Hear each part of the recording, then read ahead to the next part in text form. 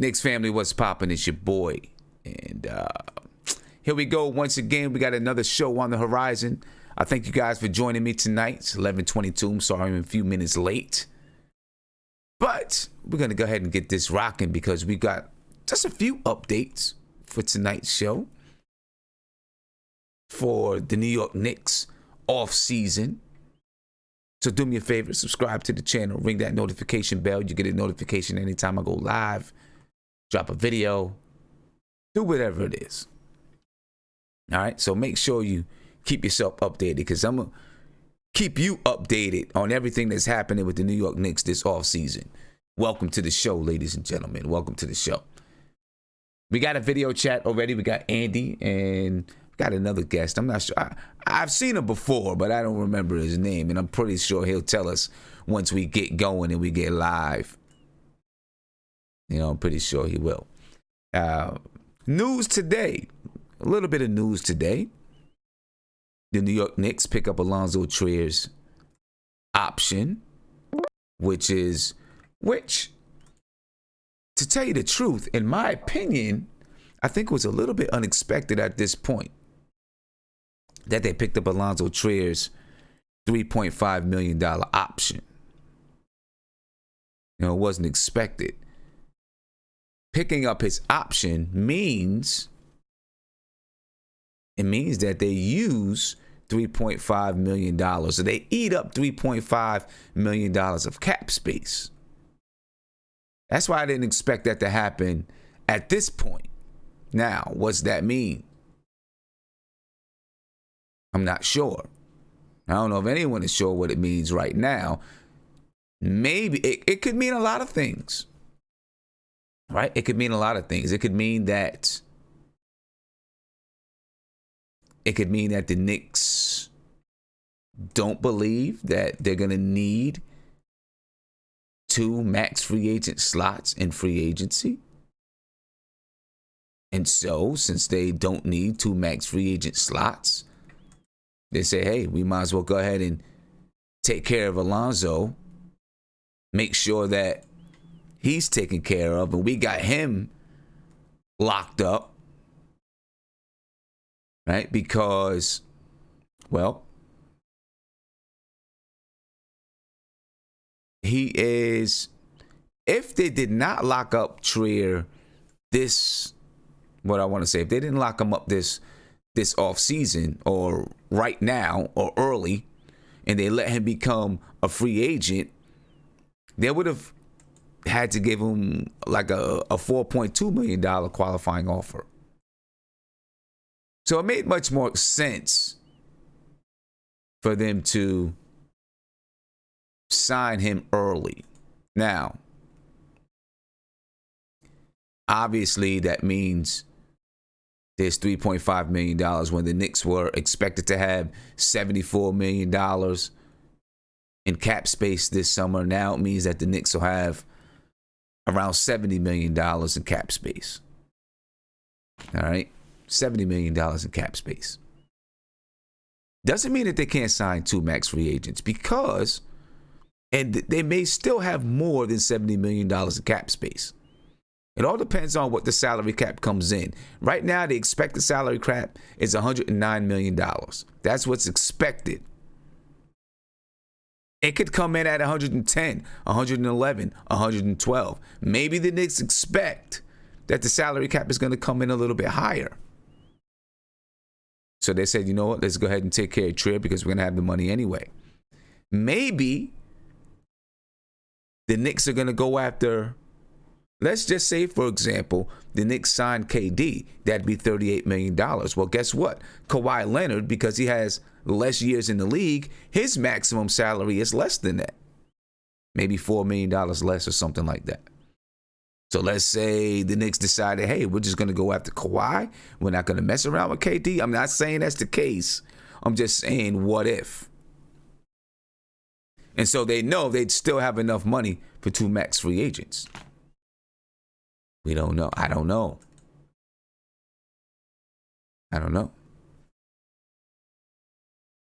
What else could it mean? It could also mean that they've had some backdoor discussions with other free agents, and they've agreed to take $3.5 million less. Or maybe the Knicks have another deal in place where they know they're going to free up $3.5 million. Who knows? But it did take me by surprise that they picked up his option already. Not saying it's a bad move. I wanted Allonzo Trier to be a New York Knick. So I'm not saying it's a bad move at all. I'm just surprised that they did it already. I didn't know when the option expired. I'll say that. So I guess if they were going to do it, they had to do it now. So hopefully, there's a plan and there's a method to the madness. I don't want to say madness, but there's a method to signing Allonzo Trier or picking up his option this soon. Once again, the New York Knicks have picked up Allonzo Trier's $3.5 million option. Now the approximate cap space is $70 million. Allonzo Trier last year averaged 10.9 points per game, 3.1 rebounds per game, 1.9 assists per game. He shot 44.8% from the field, 39.4% from three. Those are pretty good percentages for a rookie. Pretty good percentages for a rookie. So we'll see what that means. There's other news, of course, we're going to talk about today. We'll talk about Lance Thomas a little bit. It seems as though the Knicks are going to waive Lance Thomas. And if they waive Lance Thomas, they do not need to pay him $7 million, but they will need to pay him $1 million. But although they may waive Lance Thomas, they're still interested in bringing him back as a free agent, which I mean, listen, I know a lot of you guys is like, get Lance out of here, blah, blah, blah, and all that garbage. But I like Lance, and I always thought that he was going to be back next year. I'm not saying it's definite, but at least I know the Knicks are interested. You know the Knicks are interested in bringing him back. Some of you guys don't want to bring him back, but I think it's a good idea. But it seems as though right now the Knicks are going to waive Lance Thomas so they can have maximum cap space, which is definitely the right thing to do. We're also going to talk about Klay Thompson, Kevin Durant. Maybe talk about D'Angelo Russell a little bit. Get some ideas going, get some things flowing. All right. So once again, one more time for those just joining us, and you probably already know, the Knicks picked up Allonzo Trier's $3.5 million team option. They now have approximately $70 million in cap space, depending on where the salary cap comes in this summer. Allonzo Trier last year as a rookie, an undrafted rookie that is, averaged 10.9 points per game, 3.1 rebounds, 1.9 assists, shot 44.8% from the field, shot 39.4% from three. Allonzo Trier, ladies and gentlemen. So, let's, you know what? I'm going to start it off a little different today. I'm going to start off with a phone call, then I'm going to get to the video chat. If you want to call in, 516-405-2246. You want to get into the video chat, appear.n/NBK. All right. Caller, you're on live with Nothinbutknicks. What's popping? Yo, what's good, y'all? This is Kwame from Toronto calling. What's going on? Oh, okay. Kwame from Toronto. You a Knicks fan or you a Raptors fan? I'm a Raptors fan, but I do fuck with the Knicks. I called in last time. I called in and spoke about what's his face? RJ Barrett, right? I remember. And you told us that the Toronto Raptors had a good chance or would probably beat the Golden State Warriors. I remember that. Yes, so congratulations to you, my brother. Congratulations, man. Thank you very much. I appreciate that. You know what I mean? My prediction came through. You know what I mean? So shout out to Vegas too. You know what I mean? They helped me with that prediction. But yeah, so you're talking about what's this guy's name? Allonzo Trier. Allonzo Trier. Knicks picked up his option today. Oh, yeah. You guys picked up his option. Okay. Yeah, $3.5 million. I remember him when he was at Arizona and whatnot. I guess, yeah. You guys gotta you guys don't know what's going on right now with free agency because of the whole Kevin Durant situation and Kyrie Irving not really, I don't know, he might go to New Jersey. He's looking at possibly going to the Knicks. So you guys got to, I guess, pick up some players, and did all right last season, so it makes sense. So, I mean. Yeah. You know, we'll see what's going on. Listen, the Knicks, I trust this front office, so I think they're making strategic moves, smart moves. You know what I mean? Listen, his $3.5 million, Allonzo Trier's $3.5 million, was supposed to, you know, help us have $74 million in cap space. They're using that $3.5 million to obviously pay Allonzo Trier. So who knows what exactly that means? You know what I mean? That's what we're going to, you know, discuss and talk about right now. Who knows what it means, but I'm pretty sure they have an idea and a plan and they know what they're doing. Okay. I feel you on that. So, what you call it? So with the Kevin Durant situation, I don't know, what do you think about that? You think it's a good idea to pick him up even though he messed up his Achilles? What do you think? Well, I've been on the record, and I'll stay on the record, that I don't think the Knicks should do it. I don't. I know he's Kevin Durant. A lot of people feel like he's Superman, and, you know, he's the best player in the world and all of this stuff. I get it. I understand it. I still feel like history precedes this situation, in my opinion. And history says that he's not going to come back and be the same player. I certainly hope that he is. But, you know, by the time he comes back, by the time he can even play, he's going to be 32. Yeah, I hear you on that. Honestly, I remember there was I don't know, you guys used to have him. There was a dude named Brendan Jennings. If I'm not correct, I think he had that same injury, right? Was it the Achilles? Yeah, he did. Brandon Jennings did have an Achilles. And you saw what happened to him when he was on Milwaukee. He was playing with Monte Ellis, and those guys were flying up and down the court. I remember they played even the Miami Heat in the playoffs. I believe was it the Heat they played, and they didn't stand a chance. But they, you know what I mean? They were an up and coming team and whatnot. And that Brendan Jennings, the guard they had, he basically blew out his Achilles, and that was the end of him. You see what I'm saying? He was never the same. He went to Orlando, and then I believe he came to the Knicks after. And then he went to Washington. Now he's in China. So, yeah, the Achilles is pretty rough, man. Like, a lot of guys don't really come back from that. So. You know, it's rough. It's rough. Now, KD isn't Brandon Jennings, you know, and all we can do is see how it works out, man. We'll see how it works out. For all intents and purposes, from what we hear, the Knicks are still intent on signing KD. And if they do it, look, I'm going to support my team. I can disagree with the move, but I'm going to support my team. And, of course, I'm going to hope that he turns out to be 100% and a better player than he was before. Okay, fair enough. Yeah. Cool question. If they sign KD, though, like, they got to add more pieces as well. And on top of that, he's going to be gone for a year, so he's going to miss out a whole entire season, right? So They got to add more pieces as well. Like, you can't just get Kevin Durant and then not have anybody else to, like, kind of, you know what I mean? Basically come in there and just, you know what I mean? Basically help and assist Kevin Durant in pursuit of getting that championship. So, like, who else you think you guys would need in a situation like that? Well, so I think the idea would be this. If the Knicks did sign Kevin Durant, even though he's injured, I think the idea would be you sign Kevin Durant, and then you still got $32 million or something to sign other players. And maybe you don't go out and try to get another superstar, right? Maybe you take that $32 million and you get some other pieces, maybe someone that's $20 million, another person that's $13 million, that fills in slots around Kevin Durant. And then you have RJ Barrett coming in, and you try to make the 8th seed with that team. And you have a nice slot right there waiting for Kevin Durant to come in and jump into that slot.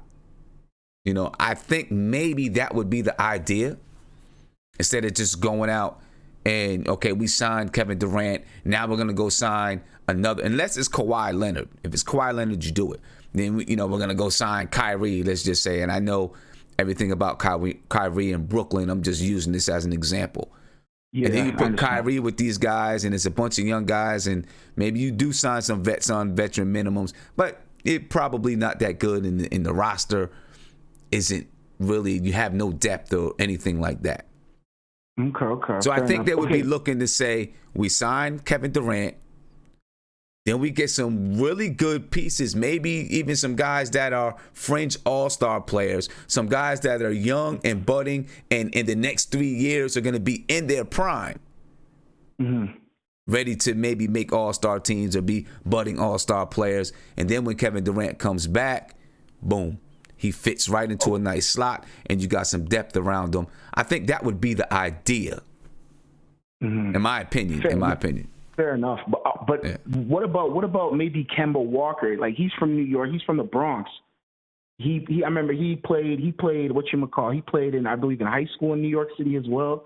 Top of that, he got that big shot in the Garden.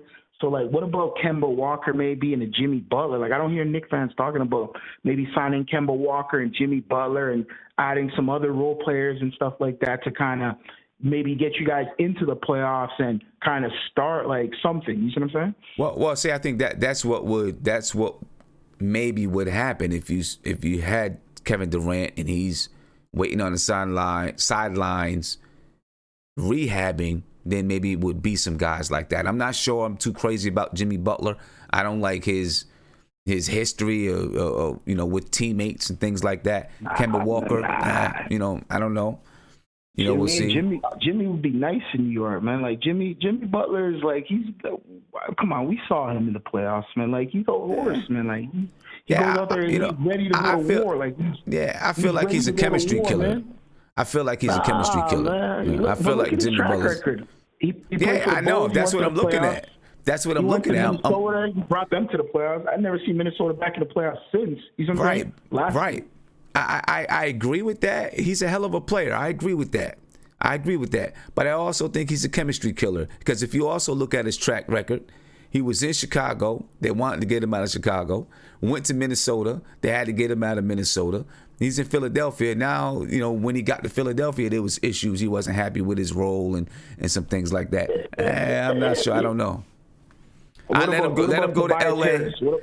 What about I like Tobias Harris? I like Tobias Harris. I do. I like Tobias Harris. As a matter of fact, he's from New York as well, right? Yeah, yep. He's from New York as well. I don't know where in New York he's from, but he's somewhere in New York. Is it Long Island? I think maybe a Jimmy Butler and a Kemba Walker. You got a contender right there. I don't know about we have a contender, but if you're talking about getting these guys and then Kevin Durant fits into a slot with those guys, then I get what you're saying. Yeah, but hey, that's possible. That's possible. So, what do you think the odds are that either Brooklyn or New York the New York Knicks are going to get Kyrie Irving? Like, what do you think he's leaning towards? Because I heard he just signed with Jay-Z, right? Is that correct?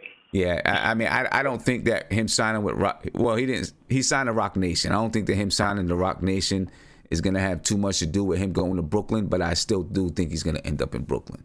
Yeah. Damn, that's a slap in the face of the Knicks, though. That's a slap in the face, man. Like, he went to Brooklyn.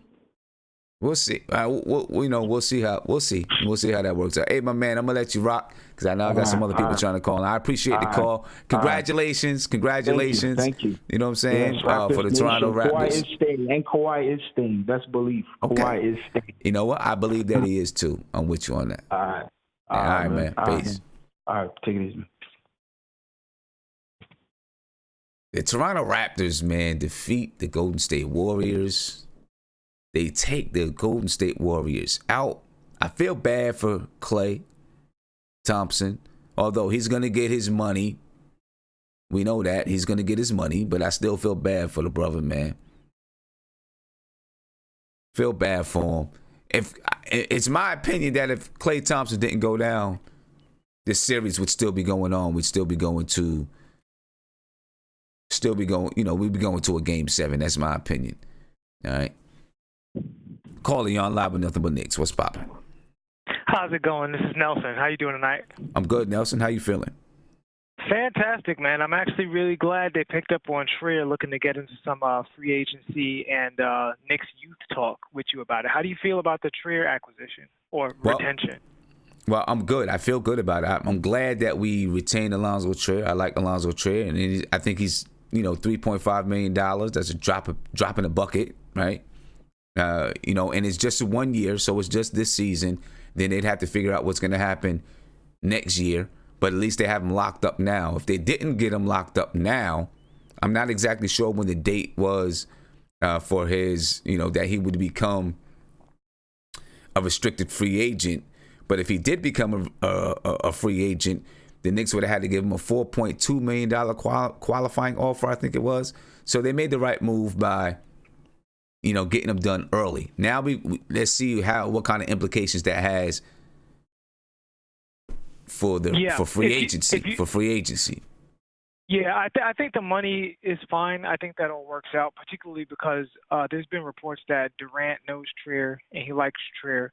Right. And even though before it happens, I'm not fully on board with the Durant move, and this was before the Achilles, just because they could make the same mistake as LA, right? You have a bunch of youthful guys that have talent.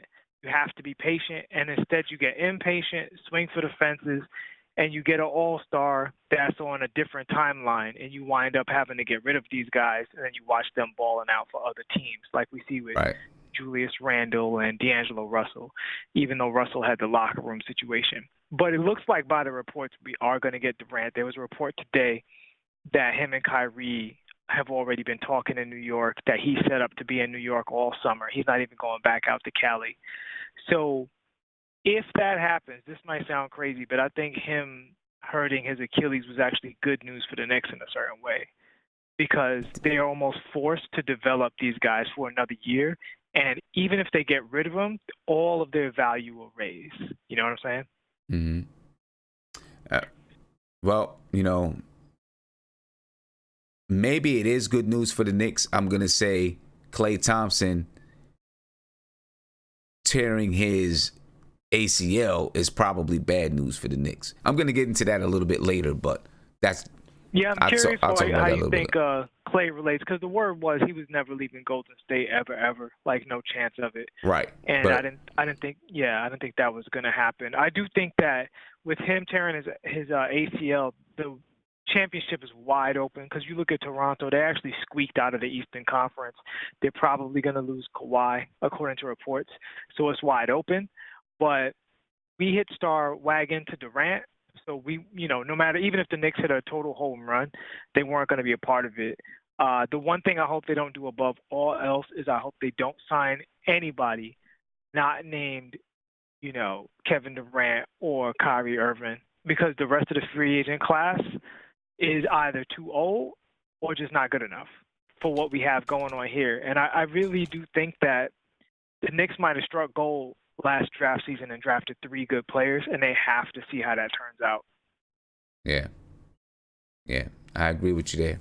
And listen, just stay tuned, because I'm going to talk. I don't want to jump into it just yet, because I want to talk a little bit more about Trier and what it means to free agency. But I am going to talk about why I believe that Klay Thompson's injury could have an impact on Kevin Durant and the Knicks. Okay. And before I head out, I want to just leave you with a quick question. So it turns out, I don't know if you've been seeing the reports, that the Knicks have basically not offered R.J. Barrett and their young guys for Anthony Davis. They're out, right? Yeah, I think they're out of it. Yeah. And the thing is, now my thinking with the whole time is, if I'm the Pelicans, from both a basketball and a financial standpoint, I like R.J. Barrett and Mitchell Robinson better than any 2 Lakers. And I'm actually a Lakers fan. That's like my other team when I'm not about the Knicks. And those guys all have big problems. I think Brandon Ingram's the only one who's already like a solid player. Kuzma's overrated. Ball has a lot of growing up to do. He can't hit free throws. That's a major problem. I felt that, because the thing about small cities is they need to sell tickets. Like fans, they think it's all about winning and championships, but you also need to sell tickets. And R.J. Barrett and Zion Williamson is season tickets. Like literally, that's thousands of season tickets for your arena. That is. And I was terrified, because I'm like, they're going to give up R.J. Barrett. This fool is going to fix his college problems, because he's only 19 years old. He's going to turn into James Harden on us. and we gonna give him away, and Davis gonna bruise both his shoulders and never play for us. Like, obviously, that's every Knicks fan's nightmare. I was curious what you thought about the Anthony Davis trade situation with the Knicks and the giving up the youth, where you landed on that.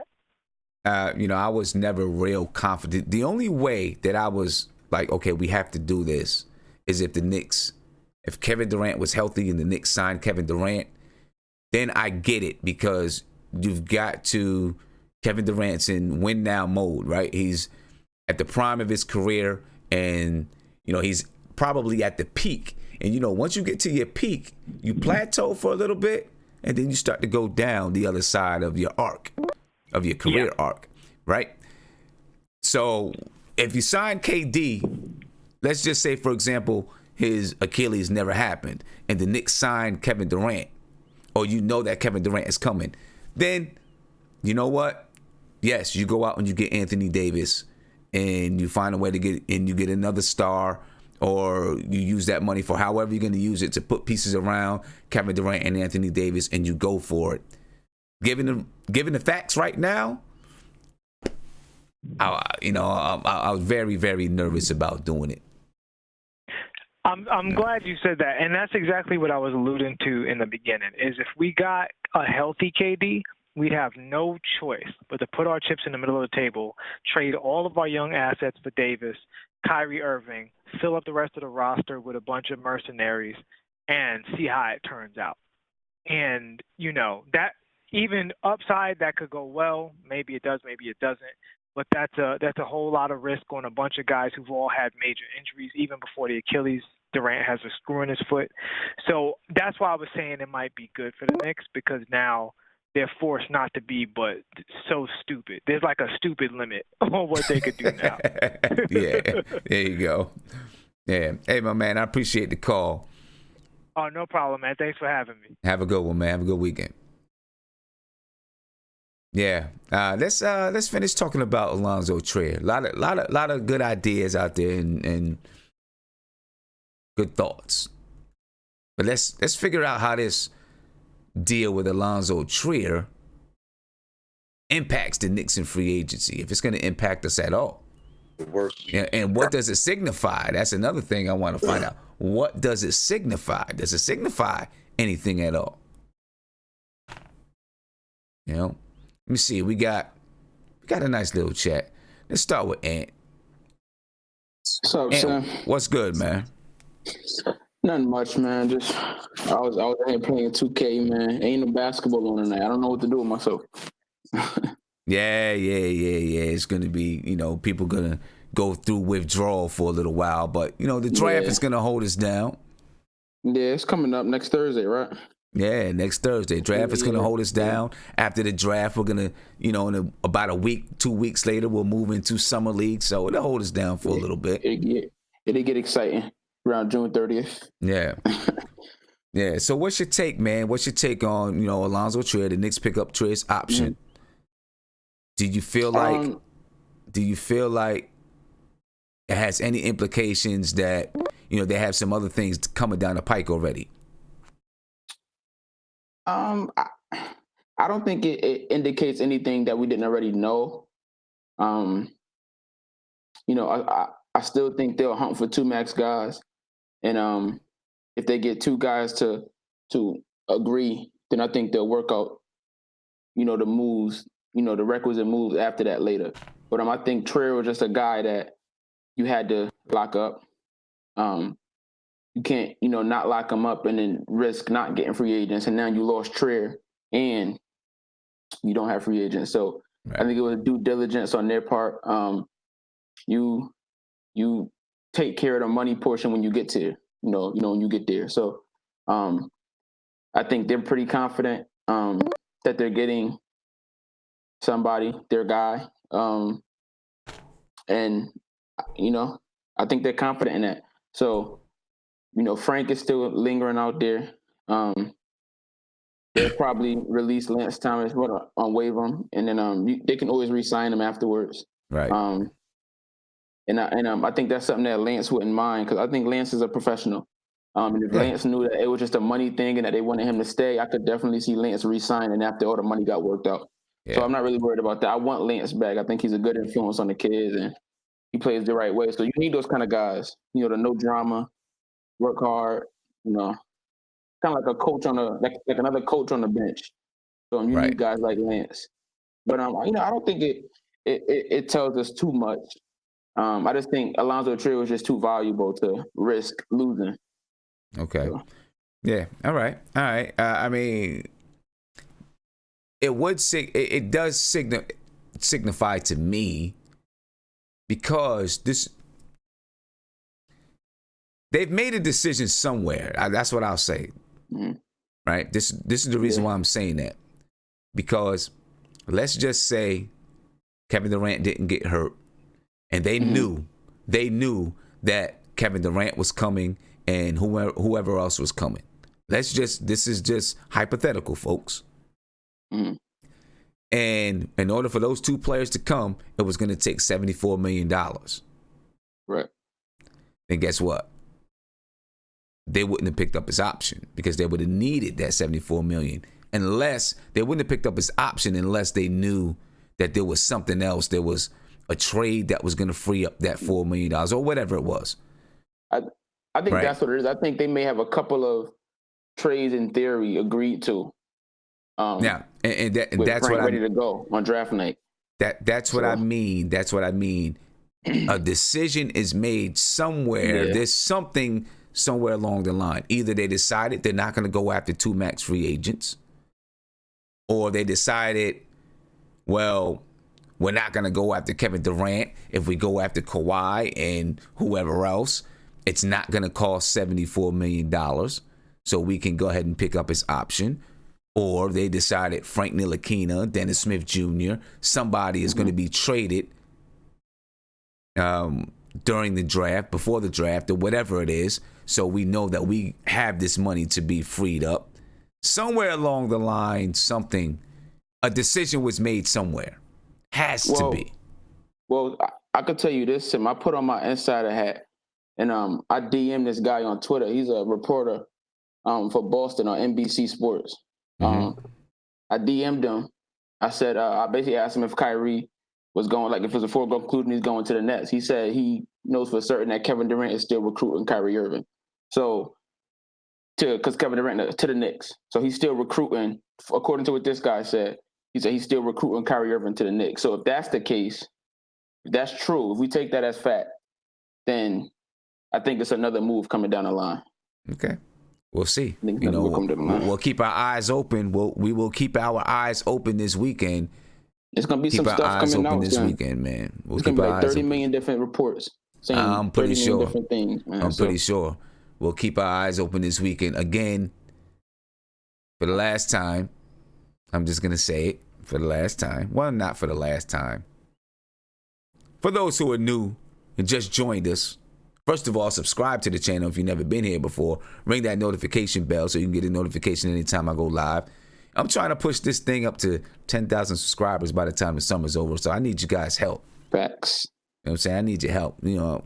By the time we get to the end of August, I want to be at 10,000 strong. You know what I mean?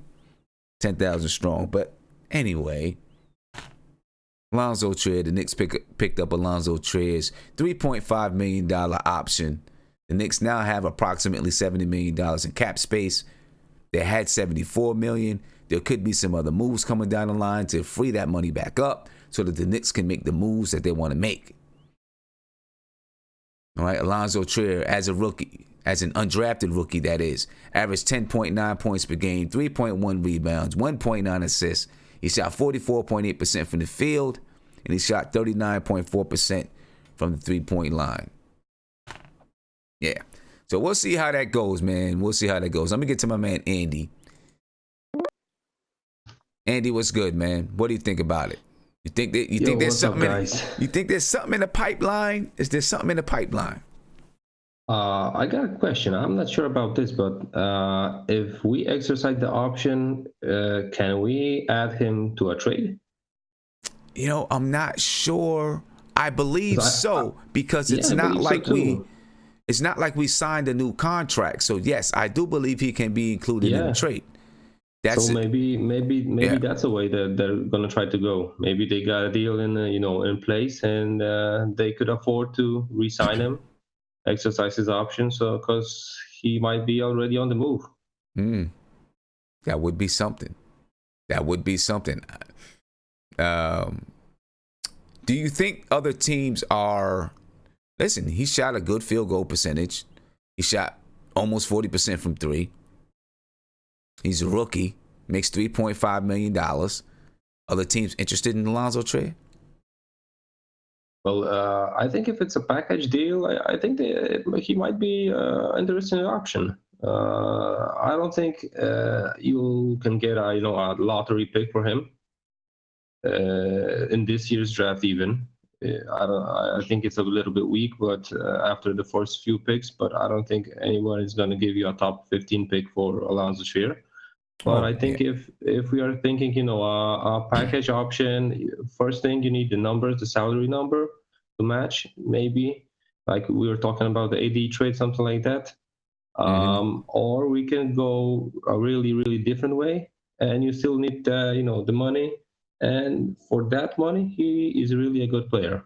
Okay. If he would be getting right. 8-9 million, that's another story. But 3.4 is you can sign veteran minimums with players over 33, 34 for that money, because that's going to be almost their veteran minimum.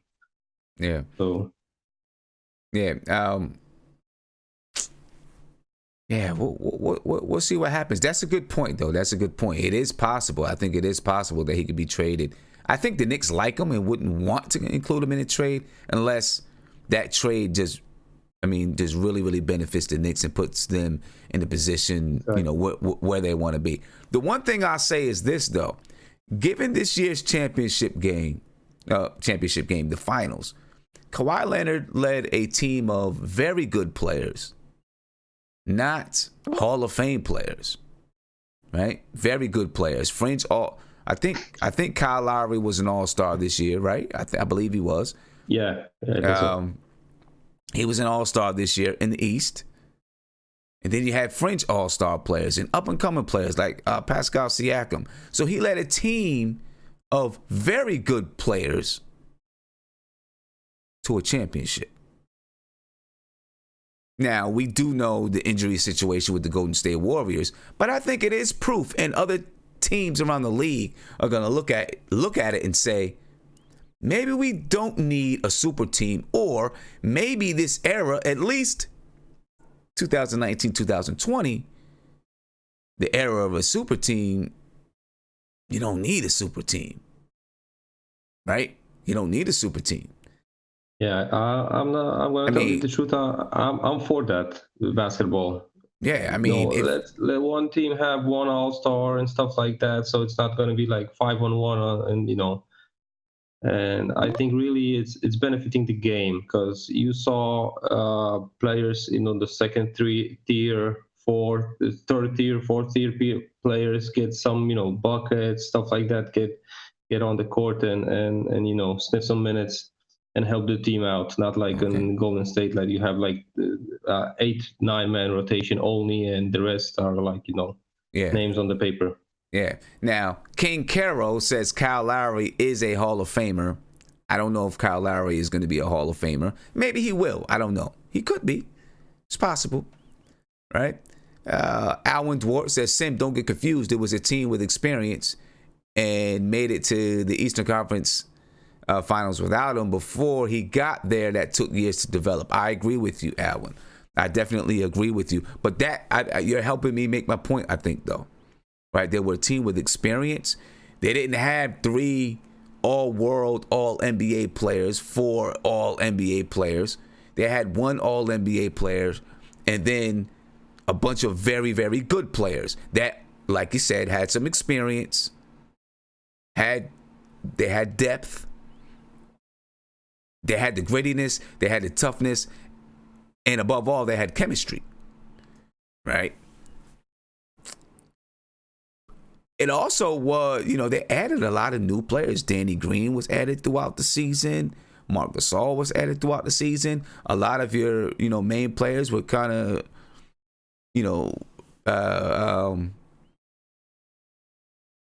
had a lot. They had a stable foundation. Then you add in a couple guys. Kawhi was brand new this season. Marc Gasol, Danny Green.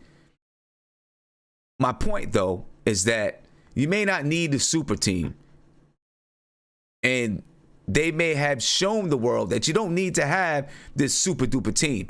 And especially looking at next year with Golden State, no matter which way you want to spin it, there's going to be no Klay Thompson for at least most of the year. No Kevin Durant if Kevin Durant decides to go back to Golden State. Houston, I don't look at Houston as a super team. You got James Harden. Chris Paul is at this point a fringe all-star player. Any more super teams with these super duper all NBA players? I don't think there are in the NBA right now. With the way things are now, we'll see what happens in the offseason.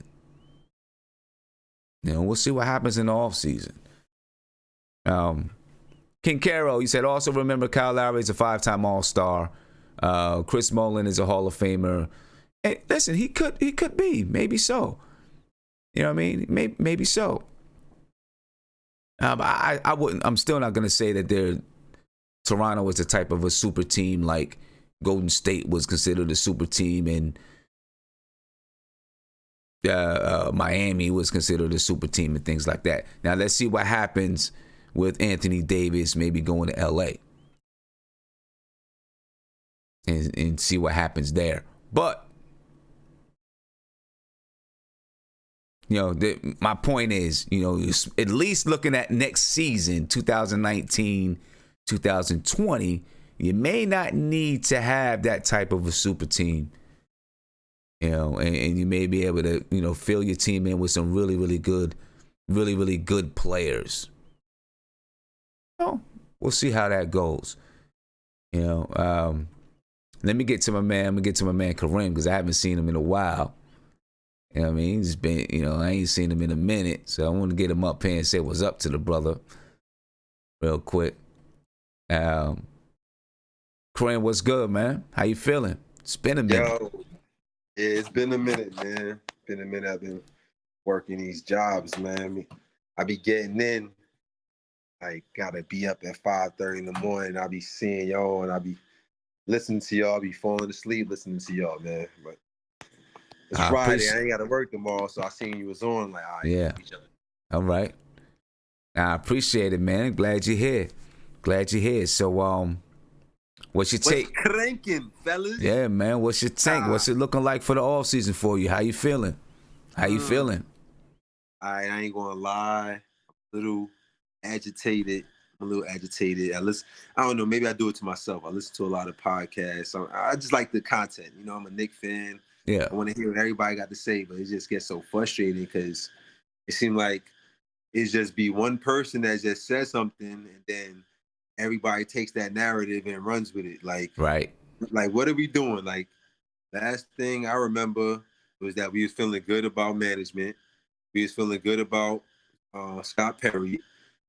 So right now we trust in the process, right? We trust in what they pretty much preaching to us and what they showing us and what they speaking, right? So why everybody keep talking about trading for Anthony Davis? Like, I could have swore Scott Perry said we're not going to trade for a player that we could potentially get, like next year. We're not going to trade our assets. So I don't understand why every podcast and even on here, so, everywhere, right? People keep talking about trading for ADs.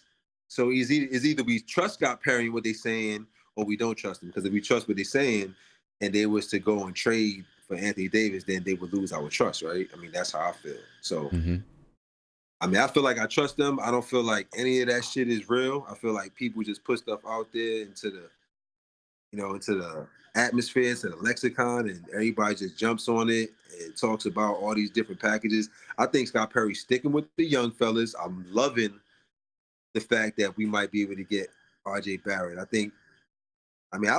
played ball for many years, and I played ball before all the analytics and was taking such you know, age. So I don't care about none of those numbers. That boy could ball. You know what I'm saying? And people gonna find out. If I'm hoping that we get him, man. Like I don't want to end up with Morant. Like I like the young guys we got. Like we don't need to do nothing but to keep doing what we doing and see what's good with free agency. I mean, as far as I'm concerned, like okay, yeah, they picked up Allonzo Trier's option. I thought that was a given. Like I don't think Frank's on the on the block. Like look at Toronto. I mean, they got guys on their team that like OG Anunoby. Like I know he was injured.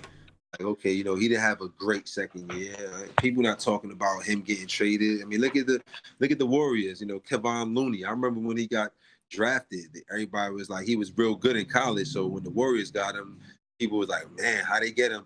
And he didn't turn out to be as good as people thought he would be coming out of college. But the Warriors ain't trade him, you know what I'm saying? Because he didn't, like I don't understand why everybody keep talking about trading. Like, yo, we got players and we developing. Like, what I don't understand what people want. You know what I mean? Like this doesn't happen overnight. So I don't understand why the conversation is always about Frank being traded or this person being traded. Like we are building a team. You know what I'm saying? Like everybody is good for something. You know what I mean? The things that Frank can do, he can add to a team. Look at Van Fleet. Van Fleet. He was killing in that fourth quarter. He wasn't even drafted. He was killing. killing. What if Toronto would have gave up on him? So I mean, I don't know. I'm saying like I feel you, man. Yeah. And man, I feel like if we trust in Scott Perry and what they doing, if he's shown us, if when they first came into town, they said this is what we're gonna do. We want to be more athletic. We want to get younger. And at this time, we had fossils on the team, more or less. And they changed. They changed the whole roster. So and they built the roster in a way that they displayed to us how they wanted to build a team, longer, more athletic, younger, yada yada. So if we going by their word, and they've been keeping their word to us, for them to try to trade the third pick, for them to trade all these young guys, like to me, that would just be a total disrespect. So I think we good. I think they got a plan A, a plan B. I mean, that was crazy what happened in Klay last night. I didn't even know. That was crazy. It was until I woke up today and I got to work and started talking to people, and he was like, they blew it. So I mean, it's so much going on. Huh? Yo, it was crazy, man. I seen him come down on it. And I seen his knee wobble. Right? I was watching it with my daughter. I seen his knee wobble. And I didn't think it was an ACL though. I was like, oh, maybe he pushed the kneecap out, something like that. He was on the floor, he's holding it, he was in pain. Got up, he tried to walk it off, started walking back to the locker room. Yep. They came and they found out, they said, hey, you got to shoot the free throws or you won't be able to come back into the game. So he comes back in, he's flexing his knee, knocks down both free throws, he's running back on defense. They call a timeout and get him out of the game. I thought maybe he would be able to come back for like the last 2 minutes. I said, watch.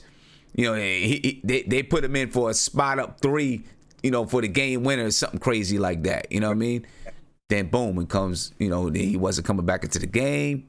And then ACL, I was like, wow, that's tough, man. What I heard, I think I heard on First Take today, I heard his pops was instrumental in him not going back out there. Like or something. That's my baby boy. Yeah, like I think he was asking, like, did you hear a pop? Like he's asked him if he heard a pop. He said no. He didn't hear a pop, but it's crazy. Hey, let me get around to my other man here, and I'm gonna be back. Yeah. No doubt. Salute, man. No doubt, man. I'll be there. All right. Yeah, big shout out to Kareem, man. It's been a minute since we've seen him, so I'm glad he could make it. Everybody got to work, though, and do their thing, so I feel that for sure. Let's take a quick look at the salary cap situation. It's from my guy, Knicks Film School. We're taking a look at the salary cap situation with Allonzo Trier's option being picked up, because now it's guaranteed money. He actually makes $3,551,100 for the 2019-2020 season. All right, we're not going to go crazy and look at everything. We're just going to look at the bottom line. The bottom line, and you see we still got Joakim Noah on the books for $6.4 million. Somebody did mention in the last stream that if we don't sign any free agents, we can take that money and knock off Joakim Noah's contract. We talked about that a long time ago when they first stretched him. We can knock off Joakim Noah's contract and have more money going forward. So, that is something that is an idea. It's something that is small that a lot of people may bark about and complain about, but it would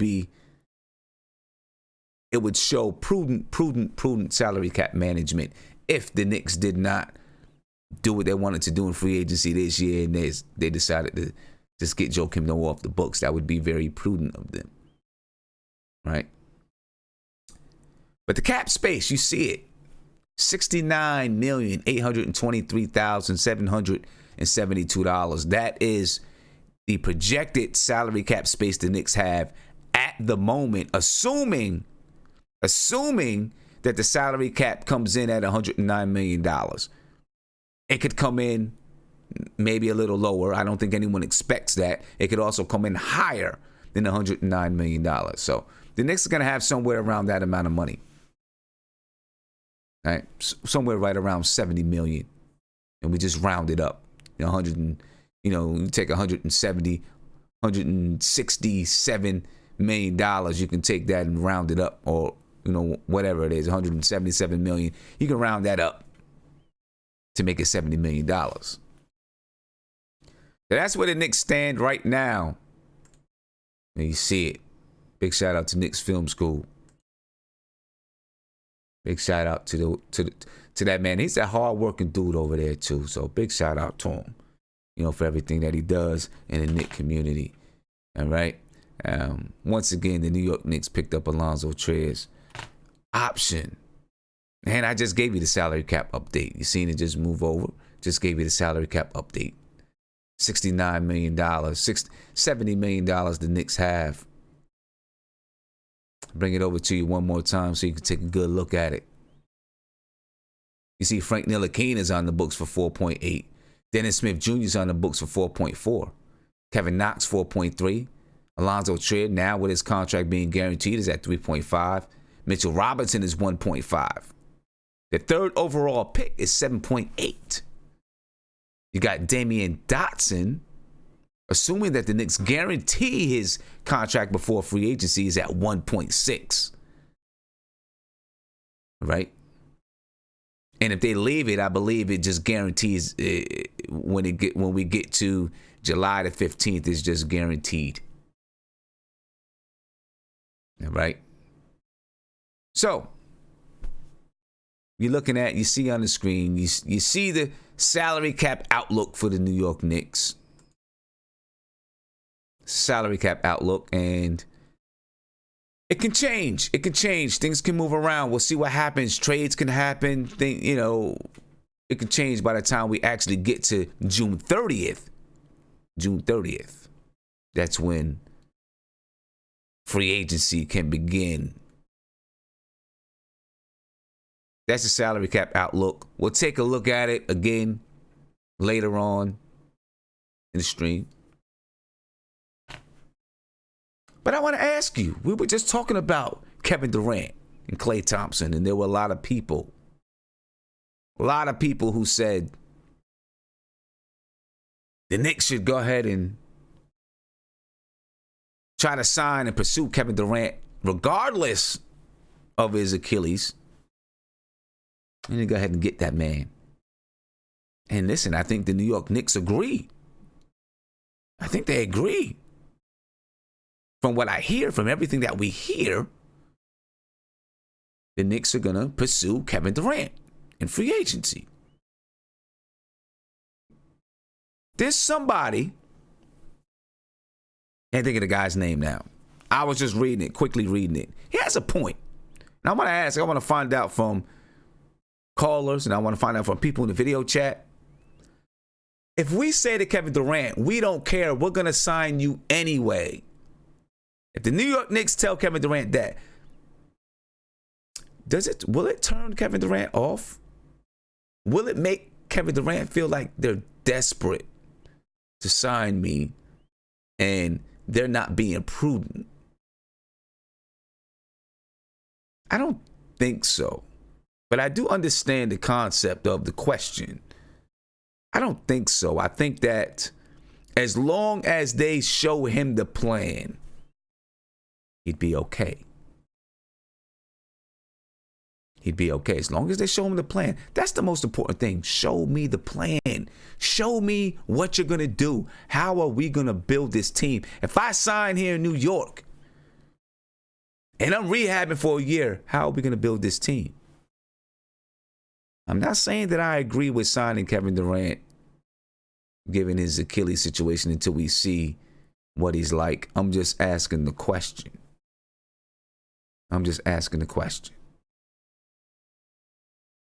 But my question, but what I'm asking here really, though, I went off on a little bit of a tangent.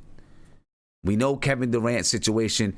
Now we know Klay Thompson's situation. And from everything we hear, Klay Thompson, from everything we hear from his father, Klay Thompson plans to be a Golden State Warrior for life. And he's definitely re-signing in the offseason. The Golden State Warriors are going to offer him his max contract, and they're going to offer Kevin Durant a max contract as well. But if you're the New York Knicks and you get any indication that Klay Thompson is willing to listen to offers outside of Golden State, would you pursue Kevin Durant and Klay Thompson, given that both of these players are going to be nursing injuries in 2019, 2020? Would you do it? That's what I want to know. Would you do it? Because I've been listening to TV all day, listening to other people talk, other podcasts and so on, and people are like, if I'm the New York Knicks, I'm trying to get both Klay and Kevin Durant. Would you do it? That's what I want to know. I'm going to get to this caller right here. Caller, you're on live with Nothing But Knicks. What's popping? Hey, what's going on? Sandy. I'm good, man. I'm good. What's your name? Sandy, upstate. Sammy? I'm not sure how far I'm delayed in what I'm watching, but you know what you're saying about KD and Klay, mixing, bring them both in. I just don't see that happening. And let me tell you, first off, here's how I feel about it. Uh-huh. I've been all in on KD from day one. All of us Knicks fans endured a horrible season. It was just miserable watching them lose night in, night out. I think we mostly all agree. We were watching these games. We wanted to see the young kids play great and then blow it in the last 5 minutes. That's what every game was for me this season. See these kids playing well, but not win the game, And when that happened, I celebrated. So I've always been on board with KD. I still am, and I'm going to tell you why. 80% KD is still better than 95% of the league, and I believe that. So, is there a chance he comes out and blows it again and is gone and the money's wasted? Yeah, at this point, we've not gone anywhere in a long time. I'll risk that. Klay's a little different, though. I just don't know. Mad respect for the kid. He's got a great game. He showed up last night. They would have won that game, I believe, if he didn't go down. But I just don't think a Klay is in the same ballpark. If he doesn't come back, and granted, the injuries are very different, but still, so I wouldn't do Klay. This is where I stand. And, you seem like, I could see your point and why you're kind of scared of going in the direction of KD. Mm-hmm. And the only way I wouldn't is if Kawhi Leonard wants to come. If you can get him to come, absolutely. Then you step off and move on and you build a team that's, partially young with KL and somebody else maybe, and you go with it. But I just don't see that happening. I don't think he's either going to stay with Toronto or end up in LA. That's pretty much what I've been hearing and I believe. So I'm thinking that even though we're talking nickel and dimes here, and tell me if I'm wrong, in having two maxes. You know, for one, maybe the projected cap comes a little higher, and we're really already at that max. You know what I mean? To get two maxes. But you're talking so little money, and I mean, I think they could still pull it off. I'm sure these guys will take a tiny little cut in pay. We're talking about less than they make for a quarter in what the difference in the max is. Tell me if I'm wrong. So I'm not that worried about that. But I think now this is where I stand. So you sign KD, right? Okay. I don't think he's going to be turned off, that we're still going to want him. You know, I really don't see it that way. I see it actually the opposite. I agree with you. I agree with you. I see him as us Knicks fans, we want to win. We want a ring. You know what I mean? Us New York fans do. I'm not a Yankee fan. I've had a couple of rings on my Giants. I don't get a lot of rings. I mean, I don't know what you follow New York wise. We don't get a lot of rings unless we've been Yankee fans lately. So I mean, I want some championships. So bring them in. And as far as signing the other max player, I don't know if that's a good idea. I'm thinking, what if we go the Nets route and we take all that money and maybe toss Frank into the deal as well, and we take back a really crappy contract, but we get a guaranteed, non-protected first rounder, maybe even two. Because I think I know you got to agree with me on this. The way the lottery works now, if you're in there with one of the top 8 or 9 worst teams, you may end up with a top 3. There's a good chance, actually, you may end up with a top 3 pick. That's very true. That's very true. So, you've seen it happen with New Orleans this year. Exactly. So if we go with we stay with our kids, right? I mean, I saw you pop up the picture like 20 minutes ago of Kevin Knox on the beach. He looks jacked. He looks like he's in way better shape. He's still young. You know, he's still younger than kids that are going to get drafted in this draft next Thursday. You know? And he didn't play that bad as people like to make it out to be. You know? And I don't know. I think some of you guys are going to rip me for this, but I got mad respect for this front office right now. I mean, they hit two home runs in the last year's draft per se. They got Robinson in the second round, which now arguably he'd be an early first rounder based on what we've seen this year. And they signed Trier as a free agent, you know, and he played really, really good and definitely earned the right to get that contract. And on that front, when I'm talking about Trier, right, I think it's the same thing in the NFL. The draft ends, right? And these guys all run to their boards and they go, who didn't get picked? Who didn't get drafted? Who are the top prospects left out there that we want to get on the phone to and get a contract with? You know? I mean, I think that what we did with Trier shows that, you can come to New York, you know, on a two-way contract, and if you got game, you're going to get playing time. You're going to get signed for the year, and you can make bank.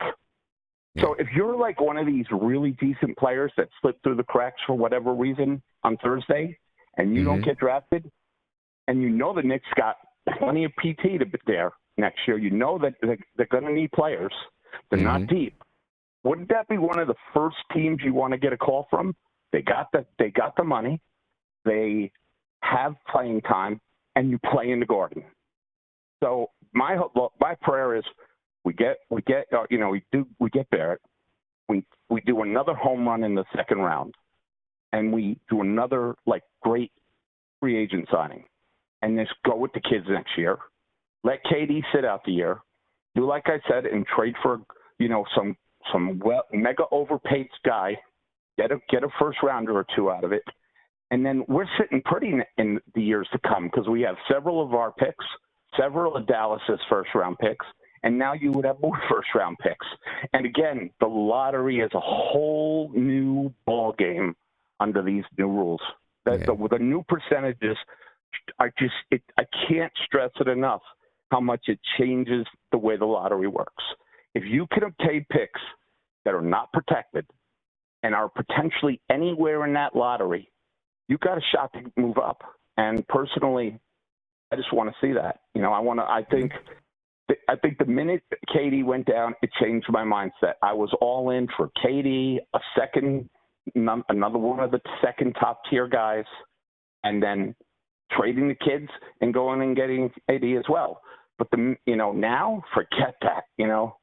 Let's just run with our kids, give KD his year off, bank the other money to get lottery picks, and let's see what happens. I'll tell you what, what we're seeing going on in this league. So let's say that, AD goes to Lakers. There's no guarantee he's going to sign long-term right away. That's all true. Right? I mean, the King could go down. The King may not make it through. There's no guarantee that LeBron's going to be LeBron ever again. We may have a chance. He may end up the prized possession in free agency again next year. And listen, right, any place that Anthony Davis goes, he's opting out anyway because he's going to be able to make more money. So he's definitely going to opt out. He's definitely going to opt out. And I mean, I just wanted to say that because I mean, I really rethought this after the injury, and I think our best bet is let's just the plan I've set aside. I will be okay, and I'd love to. I'm reading as I say this. I'd love to know what your guys, all your listeners think. I will just take another crappy season if I get to watch these kids play. Right. Yeah. I mean, I'm willing to do that, and I think for another day, we'll talk about this, maybe. I think in the end of the day, RJ is going to be the better player of Zion. I think that Zion's game is completely based on the fact that he is an insane, sick athlete. And if he ever gets any kind of injury, it takes that X factor and the only X factor that he truly has away from him.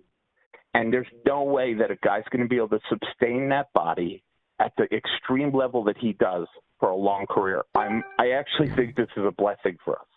Okay.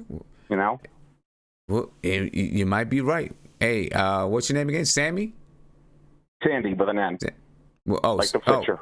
Okay. Thank you for calling in. I appreciate the call. Yeah, you do a great job, by the way. I want to give you I have mad respect for your show. So thank you. I appreciate it, man. You're doing awesome. Thank you. I appreciate that. Definitely. Have a good weekend, man. Be safe. All right. You as well. Bye. Yeah. Great insight. I think that was a pretty good insight. And, just speaking about Anthony Davis really quick. Anthony Davis is going to opt out 2019, 2020. He's going to opt out anyway. We know that. Anthony Davis is going to opt out, and he's going to be a free agent in the summer of 2020. Does he automatically extend with the Lakers or, well, he's not going to extend the contract. He's going to opt out because he can make more money. So he will be on the market somehow, some way. He'll be on the market.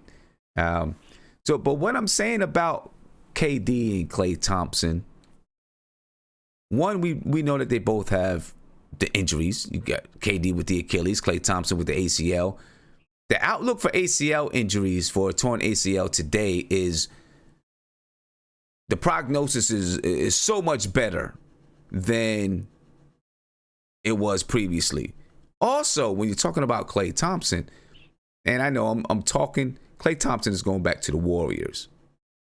I'm just speaking and asking hypothetically if for some reason, because you never, ever, ever know what can happen. As we've all seen in the NBA, you don't know what can happen.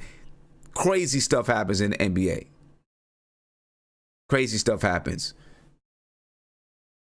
If, for some reason, the Knicks were able to get a sit down with him because he decided he was going to test the market, would you pursue KD and Klay, even though both of them would be injured and they wouldn't see the floor until 2020? Maybe Klay could see it during the end of the season next in 2019, 2020. Maybe he can see it during the end of the season.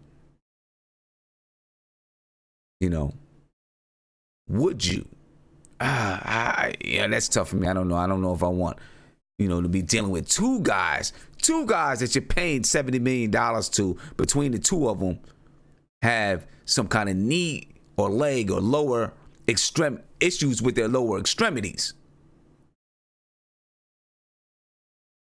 I don't know if I would do it. I've seen, pundits on TV and everyone everywhere say, do it. Try to get both of them. I don't know.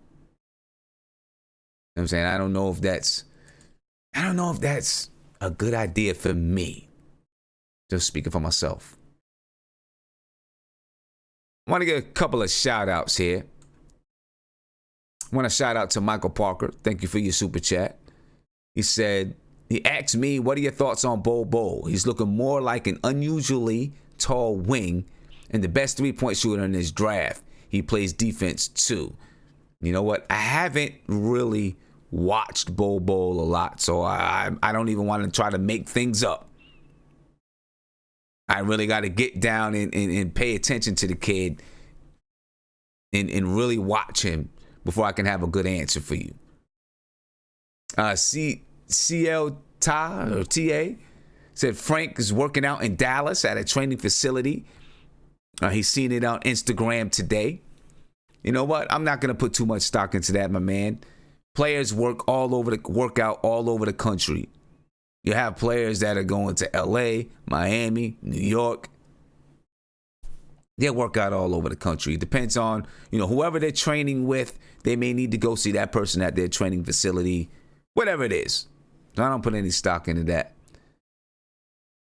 Krillin 876, thank you for the super chat. You said, is Draymond the odd man out if Klay, Steph, and Durant get the max? It's a good question. I don't know. That's a good question. Very good question.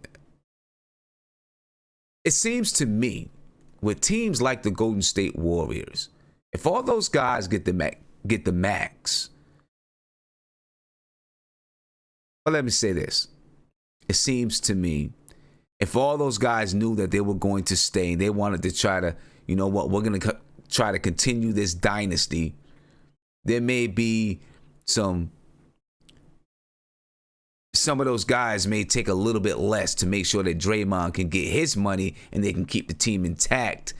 If that's what they were shooting for. The thing is, we do not know if we're seeing the Golden State Warriors fully break up, if they're going to try to continue this dynasty. I mean, it's going to depend on the players. I'm pretty positive that management, owners, they want to continue it. They want to see this thing keep going. Even though they lost the championship, they know, injuries prevented them from winning this championship. They want to see this thing keep going. And if the players want to see it keep going, I think they would. They would probably. I mean, listen, Steph Curry, he's already got the max. You don't got to worry about Steph. Steph Curry is paid all the way through to 2022. Steph makes $37 million this year, $40 million next year, $43 million in 2022 and 21, $45 million in 2021-22. And don't worry about Steph. You got Kevin Durant, Klay Thompson, and then Draymond Green, his contract isn't up until 2019-2020.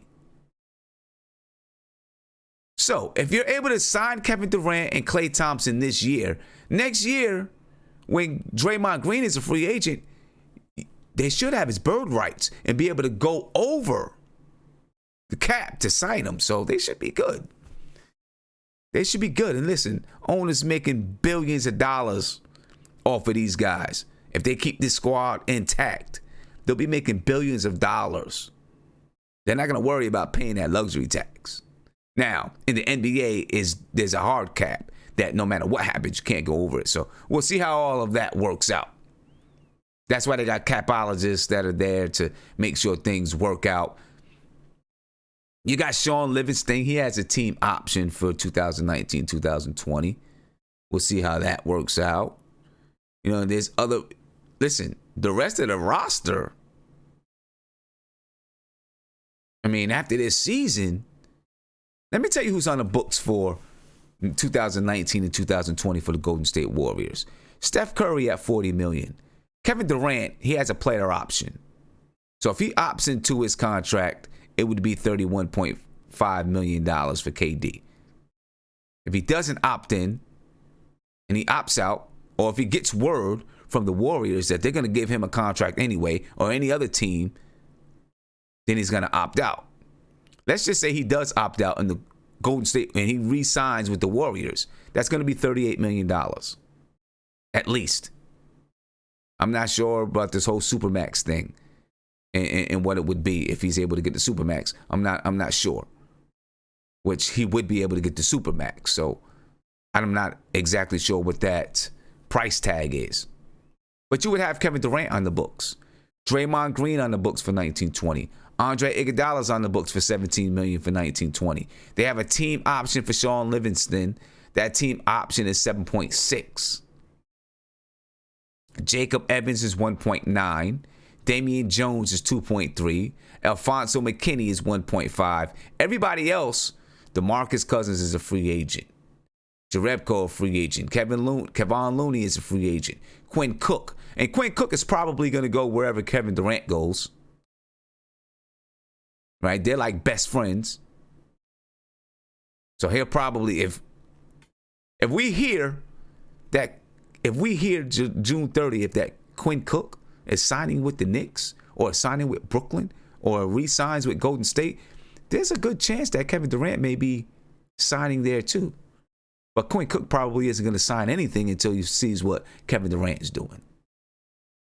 I believe those two are, I believe they're roommates right now. Jordan Bell's a free agent. Jason Thompson, Andrew Bogut, Marcus Derrickson, Damian Lee. Free agents. All right. So, listen, the Warriors have 1, 2, 3, 4, 5, 6 guaranteed contracts for 2019, 2020. Possibly Kevin Durant, if he opts in. Or, if they agree to a longer term contract. And then, of course, you got Klay Thompson. He's an unrestricted free agent. He's not opting out. It's just an unrestricted free agent. Right? So the Warriors they'll have room to work with these guys. They'll have room to work. Let's see how that's going to go. It's definitely going to be interesting to watch. Very interesting to watch. Let's get back to these super chats. I want to make sure I shout everybody out. DJ Elesky. He said the Knicks should, thank you for the super chat, by the way. He says the Knicks should hold off. Being desperate had us in trouble for many, many years. Yes, being desperate definitely has been an Achilles heel for the New York Knicks. You don't want to be desperate. You don't want to be. It's like going into the grocery store when you're hungry. Going to the grocery store when you're hungry is never a good thing because you'll buy anything that's in sight. Spend all kinds of money you didn't mean to spend. Right? Don't go into free agent. Don't go into free agency desperate or feeling desperate or looking desperate. You get taken advantage of that way. Do me a favor, ladies and gentlemen. Subscribe to the channel. Ring that notification bell. You get a notification anytime that I go live. Share this out. Share it right now. Share it. Like it. Share it to Twitter, Instagram, Facebook, whatever kind of social media you use, whatever platform you like to use, share it there. Share it here on YouTube too. In your comments. I'm trying to get to 10,000 subscribers by August. So I need your help. Help me out. Help me out. All right, let's get back to the video chat and then I'll get to some phone calls. The one thing I will say, Klay Thompson getting hurt, tearing his ACL. When we talk about Kevin Durant signing with the Knicks, that could pose a problem, I think. I think that could pose a problem. Klay Thompson's father, while he wouldn't divulge the conversation that Klay and KD was having, he did say he heard something to the effect of, "We have unfinished business." Listen, that could really it could impact KD's decision, because KD may feel now like I owe it to my brothers on this team to try to come back. I heal, Klay heals, and we come back and continue this dynasty. I could see Kevin Durant having a change of heart, and maybe he doesn't sign. No, he's going to sign 4 or 5 years or whatever it is. He's going to do that because, he just ruptured his Achilles. He's going to take a long-term contract. So you can strike that out, what I was about to say. Strike that out of there. He's signing long-term. He better. If he knows what's good for him, he better sign long-term. But it could change his mind. I'm not going to rule that out. It could change his mind. He could decide, you know what? We're going to do this again. I don't like the way it ended. I was expecting a different ending. I don't know. Klay Thompson tearing his ACL could have a negative impact on the Knicks, in my opinion. My man right here in the black shirt, what's your name again? In the video chat. Hey, man, what's going on? What's your name again? What's going on, man? Hey. Yeah, I'm good. Can you hear me? Yeah, I can hear you. What's going on, son? Yeah, what's going on, man? What's your name again? Tay. That's right. My bad. So what's good, man? Do you think you good. One, do you think that the Knicks should pursue, if Klay Thompson happens to make himself available in free agency and doesn't just boom go right ahead and re-up with the Golden State Warriors, do you think the Knicks should pursue both KD and Klay? And the second question is, do you think Klay Thompson's injury is going to have a negative impact on the Knicks, meaning it's going to make KD want to sign back to Golden State? What do you think? No, I mean, I would love to get Klay here, but I just don't. I mean, to New York, but I'm not sure that that's he. To me, Klay seemed like a West Coast guy completely, man. So to try to get him over this side, I think that'd be hard, and I think that connection with Golden State is too deep, and it's kind of hard for me to think that they won't do the right thing and give him his money, because from what if you listen to Stephen A said that they better be at his door at 5:59 on that Sunday, right? Or it's gonna be some problems, right. So I mean, and if you just see how Klay moved, and if you listen to his father, I think that's just. It's hard for me to even think that Klay was going to come on the East Coast, man. For me, I'm all KD. I think the Knicks need to be like Stephen A said today. They need to be sitting out on the sand in the Hamptons, man, at 5:00, waiting for 6:00 to come to go talk to him, man. Because I truly think that's what we need. I think we need KD. That's just where I'm. Okay. Man, I was hurt, but I moved past it. And we got to move forward. I just think that him being he won't be on the court, of course, but the jewels that he can give to Kevin Knox and some of the other young guys, just being around. I don't see KD as the type to not be around. So like how I agree with that. Was around and then he wasn't and stuff.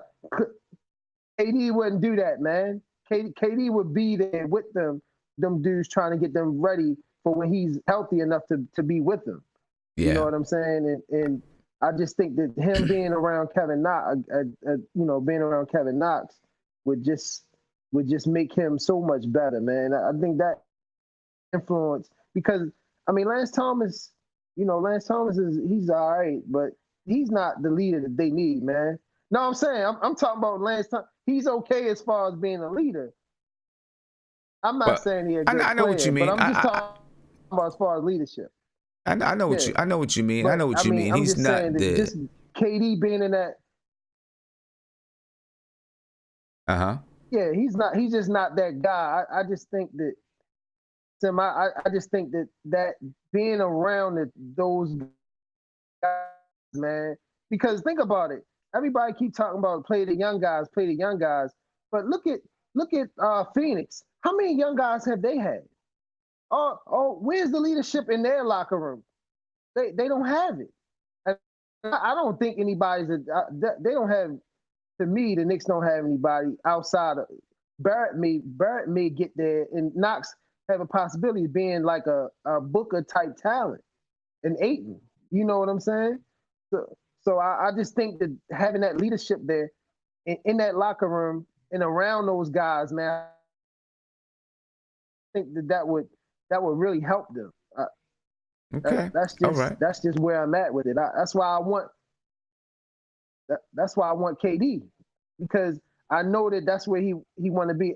And also I heard something today on I don't know who it was, if it was Skip, I don't know. I don't think it was Skip and Shannon. It was somebody I was listening to. They said that KD is actually out the hospital. He in the city, and he doesn't plan on going anywhere else. So he gonna be in New York possibly the whole summer. So, I mean, you know, he's definitely going to be in New York the whole summer because he's going to do his rehab in New York. That's where his doctor is. I believe he has an office in New York. You know, he's going to be in New York the whole summer. It's close to Maryland, so if he wants to get home, you know, he can easily get home, visit his family, friends, whoever it is. So he'll definitely be spending the summer in New York. Yeah. Right. So I mean, that's why I just think. So Sam, my question to you is, what if KD want Kyrie here, and you still can get that package, and you just have Kyrie with those guys for a year? Well, I'm like this: if the New York Knicks, if they're all in on Kevin Durant, Achilles and all, if they're all in on Kevin Durant, and that's what they want to do, then you got to give him what he wants. If he wants Kyrie to be there with him, then you got to give him what he wants, right? If you're committing to him, you're saying, listen, we're going to commit to you, right? Well, hold up. Let me back that up, though. Let me back that up because I don't want to say you. I don't want to say you want to give him what he wants. I don't think that Kyrie would be wilding out like he was in Boston. Yeah, I mean, but I just want to back it up because I don't want to say you want to give him everything. You want to give him what he wants because you've got to have some. You got to have some control over your organization, right? But if he says, "Yeah, I want to play with Kyrie," and you agree that Kyrie would be a good match with him, you know what I'm saying? Then you go out and you get it. You're like, okay, we agree. He wants it. Let's make it happen. You know what I mean? Right. So. Yeah, I mean that's what you would do. That's what you would do. Right. That's where I'm at with it because I say I don't think that he would be wilding. I mean, not be like he was in Boston, man. I think if KD's in the building, man, and I think that he would have a lot of respect for Fizz and a couple of the other guys. Like I hear some people talking about like Fizz as far as with his coaching. Like, dude, like I don't understand. Like, what did Pop do when Robinson got hurt? He had those guys. He won 20 games. It's all about talent, man. It's all about being, having guys that can be on that floor doing their thing, man. And if you don't have that, he lost Robinson, and that team just went to shambles.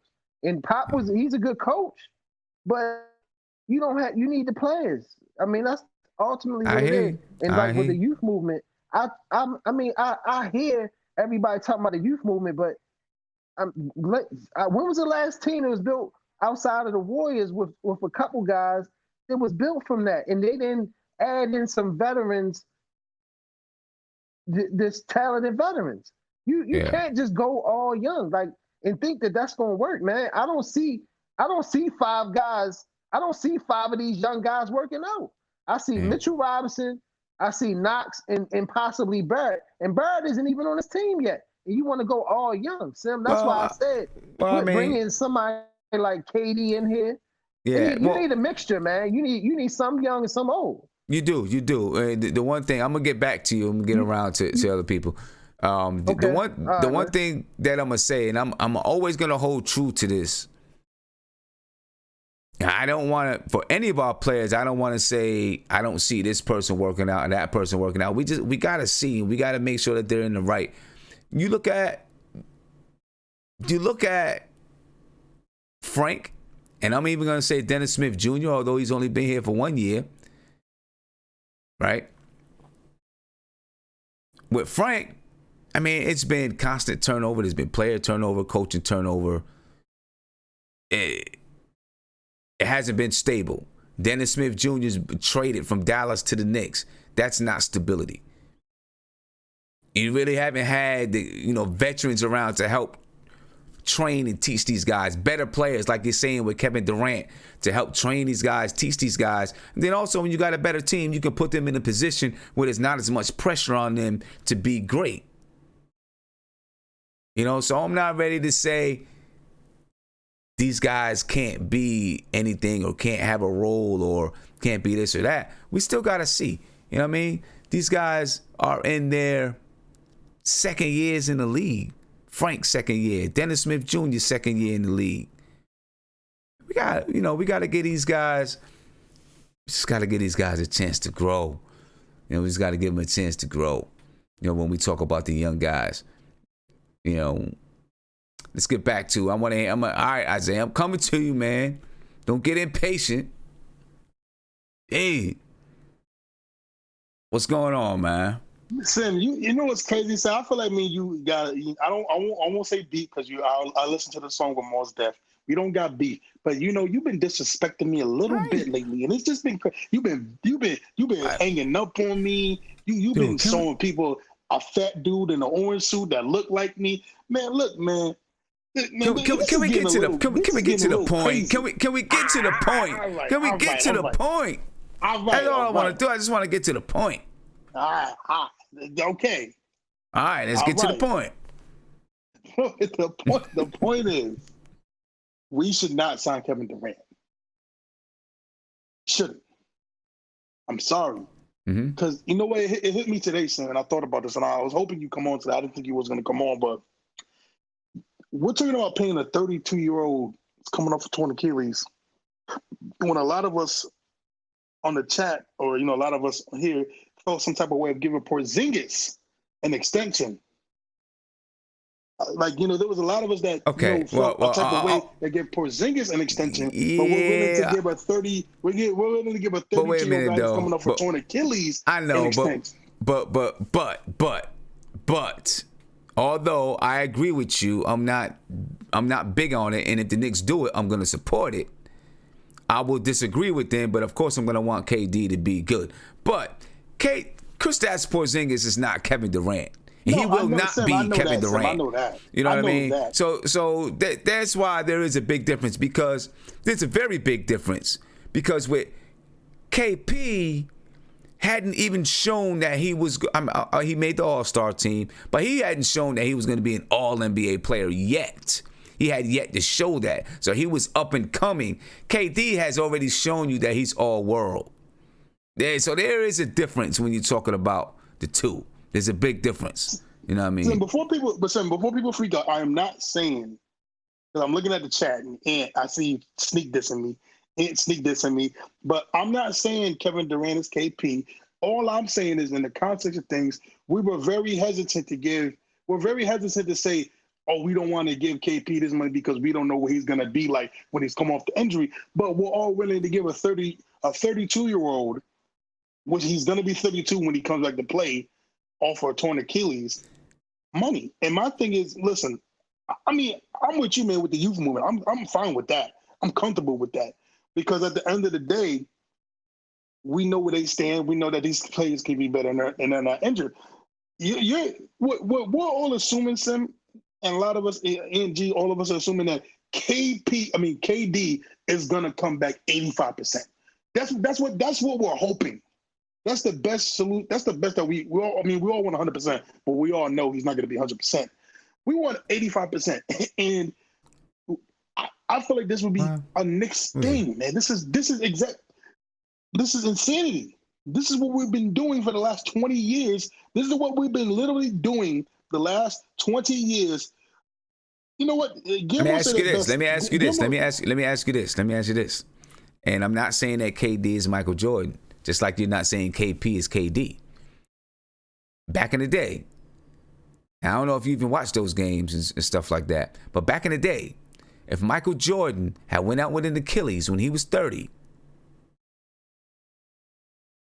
and then he was a free agent, and he was going to sign with the Knicks, and he was going to pair with Patrick Ewing. Now, I know we don't have another player, but it was going to be Michael Jordan and Patrick Ewing. Would you have done it? Well, would I have done it? Yeah. Oh my God, son, you're crazy. What do you mean? Would you have done it? Would you have put, even though Jordan had an Achilles, would you have put Michael Jordan and would you have signed Jordan? Sim, wait, hold on. Listen, can I say something? Let me say this. Let me say this. You ain't answer my question. You're not gonna answer the question. Right, you're trying to avoid the question. I would sign Jordan. You're trying to avoid the question. I would sign Jordan, but Sim. Okay. Sim, on a serious note, what we're assuming, KD's a superstar, but does he have superstar healing? Like we're assuming that he's going to come back and he's going to be okay. That's what we're assuming. We're assuming the best, which of course we want the best. I want KD, to have a career, to have a good life after even basketball. But it's about Sim. We're trying to go against history. We're trying to go against history when it comes to torn Achilles. Just because it's KD and he's coming to the Knicks. Let's all get out our feelings for a second and just look at the players that have had torn Achilles. They have got re-injured. They have not played the same. They have lost the first step of explosion. Literally, all of them have lost it. The first step of explosion. I agree. And we're assuming that KD, who is towards the end of his career, he's more towards the end of his career than he's at the beginning of his career. To come back and carry a load and to come back and help the Knicks. My thing, listen, I want KD, I do, but I don't want him on a torn Achilles. I don't want to waste $80 million the first 2 years for him not to play the first year and the second year to be rusty. I don't want that. That's the same old Knicks. That's the Knicks that I've been watching for 20. I've been watching the Knicks for the last 15 years. Okay, I don't want to see that no more. I'm tired of seeing the Knicks pay players and they're not going to be here and they're not going to play. I don't want to see Antonio McDyess. I don't want to see Amari Stoudemire. I know people are going to say they're not KD. I know they're not KD. I'm tired of paying players and they're not giving us our money's worth. I'm tired of this. All right. Okay. Listen. You said you was going to try not to repeat yourself. You just said I'm tired of this like 20 times. Listen. Listen. I'm tired, boss. Listen. And I'm playing devil's advocate because I'm not big on it either. Right? But I will support the Knicks and I'm gonna support Kevin Durant if they decide to do it. And I'm gonna hope that we have the best plan possible. But I'm gonna play devil's advocate with you. 85% of Kevin Durant. Who in the league, how many players in the league are better than 85% of Kevin Durant? Just answer my question, man. Just answer my question. That's all I'm asking you to do. 80%, there's like 5 players that might be better than Kevin Durant. At 80%. At 80%. 5 At players. 80%. So, if you're saying that there's only 5 players in the league that's better than Kevin Durant at 80%, right? And that's 80%. He probably come back 85%. 90%, right? That means he's still top 5, at least. I mean, I'm just saying. So then, would you still be would you still be getting a top 5 player? That's all I'm saying. Listen, I'm not. That's all I'm saying. That's all I'm asking. Wait, can I say something? Yeah. We. How can I say this? we are again we are hoping for listen. We are hoping for the best when it comes to him because he's coming to the Knicks. I really do because so let me ask you this, son. Let me ask you this, and I want your honest opinion. Mm-hmm. If there was no indication KD was coming to the Knicks, would you have this same energy right now? What do you mean? If there was, what do you mean? So let's say KD. Okay, let's say there was no like KD wasn't coming to the Knicks. Let me say this. Talking about the Knicks. Me, first of all, I never had my heart set on KD being a New York Knick. I was always up in the air. Not up in the air. I was always having an open mind to say whatever happens with the Knicks happens, because I always felt like whatever took place, I trust the front office. I really do trust these guys. And I was always good with building with the kids. So I was always good with just saying we're going to rock with the young dudes. I was always good with that. So like the show that I did the other day, the dude asked me, was I devastated? And I said, no, I wasn't devastated because I never had my heart set on Kevin Durant being a New York Knick. So if there was none of this talk about Kevin Durant being a Knick, if there was no talk, then our talk would be towards somebody else. So, you didn't answer my question, though. I don't know what your question is. You didn't answer my question. My question was, what would your opinion be? Would your opinion be that KD's going to come back 85%? Would you be saying that he's a chance to be successful? I'm just going. I think that torn Achilles. That's what I'm going with, the history of torn Achilles. I know. I think that everybody that wants Kevin Durant on the Knicks would still feel the same way because he is arguably the best player in the league. I'm not saying it's the right decision. You should know what my decision is. I'm playing devil's advocate with you. What you want to do. But let me get to Ant. And I'm sure Ant has. I'm sure Ant has a rebuttal to you. So I'm gonna keep you live, but don't cut him off. Let him finish saying what he's gonna say. That's my brother. I'm not gonna cut him off, but I'm gonna slap him when I see him. Ant, go ahead, Ant. So Sim, I asked these guys the question in the chat, and Isaiah never really answered the question, but I laid out the scenario. I said, there's two roads we're going to go down this summer. There's two roads. There's a road where we sign, and this road right here is the worst case scenario with Kevin Durant. Right? We're assuming that we sign him, and it's the worst case scenario. He's never healthy again. Like people in the chat were saying, he turns into a spot-up shooter. Right? At the end of his 4-year contract, our young guys will just be coming into their prime, and we may just be ready to actually compete for a playoff spot. If Kevin Durant doesn't work out at all, if we don't sign Kevin Durant and we sign nobody this summer, we go young. Next offseason, Anthony Davis isn't coming here by himself. The year after that, you can probably bet Giannis is going back to Milwaukee. So 4 years from now, if we don't sign KD, we have all our young guys, and they're probably just ready to compete for playoff spots. So if we don't sign KD, 4 years from now, we'll be in the same spot than if we sign KD and it's the worst case scenario. We really have nothing to lose. If we go young, and I tell people all the time that this idea of building slow, especially with the new draft format, you're not guaranteed a top 3 pick for building slow. So 4 years from now, we'll be in the same spot without Kevin Durant than we would be if Kevin Durant experiment failed. So we might as well take the shot. The only difference is if Kevin Durant comes back at 85%, 95% of that guy, up 85, 90% of that guy he was, then we're ready to compete in 2021, 2020. That's the only difference. That's the chance we're taking. That's what we're betting on.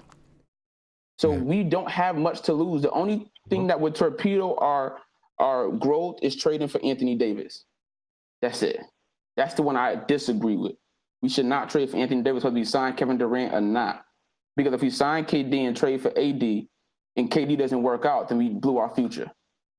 But if we just sign Kevin Durant, keep our young dudes, we're not losing nothing. Who are we going to spend that money on next year? I mean, I get, and I understand what you're saying. It's not just signing Kevin Durant for 1 year. You're signing on for 4 or 5 years. It's going to be a long-term contract. Right. But I'm saying if it doesn't work out, if Kevin Durant never plays for the Knicks, or if Kevin Durant comes back as 45, 50% of the guy he was, in 4 years we're going to be in the same spot. And if we don't sign him. I disagree. I disagree with that. I disagree with that. I disagree. Kevin Durant, I don't believe is going to stop these young guys' progress. If anything, Kevin Durant will speed up some of these guys' progress. Kevin Durant mentoring Kevin Knox, Kevin Durant mentoring RJ Barrett speeds up their progress. Doesn't hinder these guys. Well, one second, Isaiah. 1 second. See, there's an opportunity cost to everything that you do, right? There's an opportunity cost. So if, like you're saying, sign KD or not, if KD comes back 50%, we would be in the same position 4 years from now as if we never signed him. I disagree, because now somewhere along the way, you're either going to sign another player, absorb somebody's contract. You're going to do something to improve your team if you did not sign Kevin Durant. If you sign Kevin Durant and he sits for a year, and then, and I'm not saying this is going to happen, ladies and gentlemen, I'm just speaking hypothetically. He signed Kevin Durant and he sits for a year, and then he has a setback, and so he has to sit for another 6 months. And then when he does come back, it takes 6 months or a few more months for him to be ready. And then when he is finally playing for you, he's not what you thought he was going to be. You lost an opportunity to do something with someone else, to absorb to sign another player. But what I'm saying, that's my thing. We got to look into the future and kind of forecast who's going to be available. These guys are not going to be available in the next 2-3 years. But you don't know. Okay, let me ask you this. You don't know that. Hold on. You don't know that. Exactly. I mean, this year, Anthony Davis, this year that just passed, we learned about Anthony Davis wanting to be a free agent. A year and a half ago, you may not have predicted that. You don't know. So there's an opportunity cost to everything that you do. So you can't really say 4 years from now we would be in the same position. You don't know that. My whole point is that if you don't get rid of the young guys and you just sign Kevin Durant this summer, that's what I suggest we do. Then you're not risking much, in my opinion, because one, most of these guys that come back from Achilles, they come back 75-80% of what they were, but most of them weren't that good to begin with. Yeah, and most of them were like 35-year-old men. The only thing I say, and then I'll let you go ahead, Isaiah, is everyone's body is going to be different. You know what I mean? And it's gonna, you'd have to see your body is going to. If he did come back 85%. Still may be a top 5 player in the league, maybe, or he may not. He may end up, it could end up that he becomes a little more one-dimensional offensively. We don't know. He could come back 98% and he's great. We don't know. But what I'm saying is, if he comes back 85%, a lot of things are going to change. And not only, if he comes back 85%, a lot of things are going to change. Not only are they going to change with his Achilles, but they'll also change because his body's getting older, and your game is going to change naturally because your body is getting older. Though that's a lot of the fear of it all. But he could also come back 99%. He could come back 102%. He could come back better. He could be that. He could be that one guy that does it. Who knows? That's why you got to take the chance. So, Ant, let me say this, Ant. I mean, everything is a chance. Everything is a chance. Drafting RJ Barrett is a chance. Drafting Kevin Knox is a chance. Anyone that you sign is a chance. Listen, Kevin Durant could have never did anything, and we signed him, and he went down with an Achilles heel. So everything, of course, is a chance. The thing is, you got to minimize, when you're making good decisions, usually you try to minimize your risk. Yeah. We just have to keep our flexibility, keep our young assets, and then our future will be fine. So, Ant, let me say this. You just said flexibility. So when you say we're not losing anything, I automatically thought of 4 years, $161 million. You're talking like that to me, right? What you're saying, that's not a big deal. Losing $40 million plus per year, and I'm just saying, if KD didn't come back, like Sim said, we're assuming everything goes perfect with his rehab, no setbacks, and he'll be back at 32. What if there is? So, let's say we send him to $161 million. Mm-hmm. What if he has a setback? he has to wait another 6 months. What if he comes back, plays a few games, he gets re-injured? That's another 4 or 5 months. My question was, does that negative? Now you're talking about, dang, that's another 40+ million down the drain. Mind you, this is just KD coming back from rehab. He's not touching a basketball. He's not going through practice. He's not going through, contact. This is him just learning to walk again, learning to trust his leg, to get over the psyche of him hurting his leg again. And there's just a lot of things that we are assuming is gonna go perfect. All right, so Tony, I'm gonna let them guys talk in the background. Oh, I lost Tony. I thought Tony was there. I was gonna let them guys let you guys go ahead and talk in the background. Now, anyway, listen, it's gonna be risk no matter which way that we go. I'm gonna be down with these guys as long as we have a plan. All right, as long as we have a plan, I'm gonna be down with whatever they do. I have my opinion about it. You know what I mean? But I'll be down with these guys as long as we have a good plan and I can understand their plan. The next thing I want to ask about, and I'm going to come to Ernesto for this one. D'Angelo Russell. Ernesto. It sounds like the Brooklyn Nets are going to, or Kyrie Irving is likely going to go to the Brooklyn Nets. What's your feelings on D'Angelo Russell? I feel like, given the situation the way it is right now, and if Kyrie and KD can't decide together, right? And you sign KD and KD is sitting, $20 million, I'm actually okay with D'Angelo Russell. I'm not gonna lie. I know a lot of people don't, it's like, I'm not feeling D'Angelo Russell, people want to hate on the kid. I like D'Angelo Russell, and I actually feel like he's going to have a very good market in free agency. And if he ends up in Utah, watch out. Really. I think if D'Angelo Russell ends up with Utah playing next to Donovan Mitchell, watch out. Utah will be very, very good, in my opinion. You know what I'm saying? I like D'Angelo Russell. What do you think? I like that fit in Utah. That sounds very good. 1 second, Tony. I'm coming to you. Go ahead, Ernesto.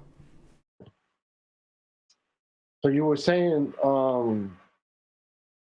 D'Lo. Nah, I'm not down with D'Lo, man. He can, I don't know. What is it about him that you're not down with? I just don't want to give him $25 million. He's not a player to give him 25. That's what he's gonna command. I see a team like Phoenix probably maxing him out. Phoenix will probably throw a crazy ass contract at him just to try to pry him away from the Nets. Look, just those restricted free agents, those are usually all bad contracts, man. Those usually don't pay off very well. Well, this is the thing.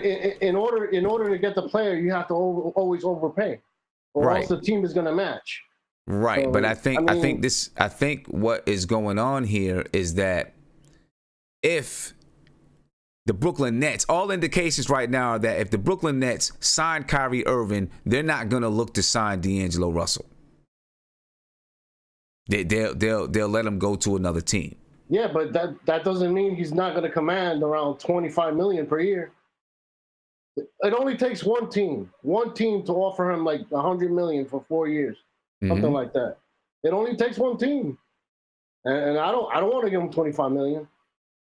All right. So you just you don't like him. You don't believe in him. No, okay. Especially with we have young point guards on our squad, and we're still developing them.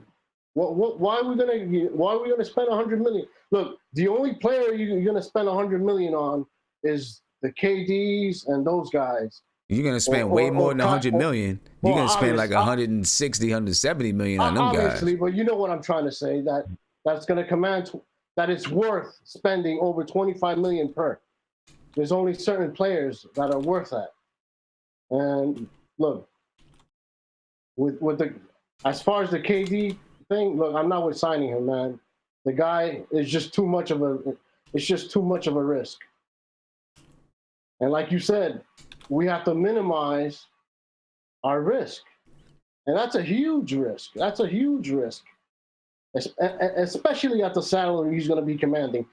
Paying a guy $40 million just to rehab, and then just to hope he comes back.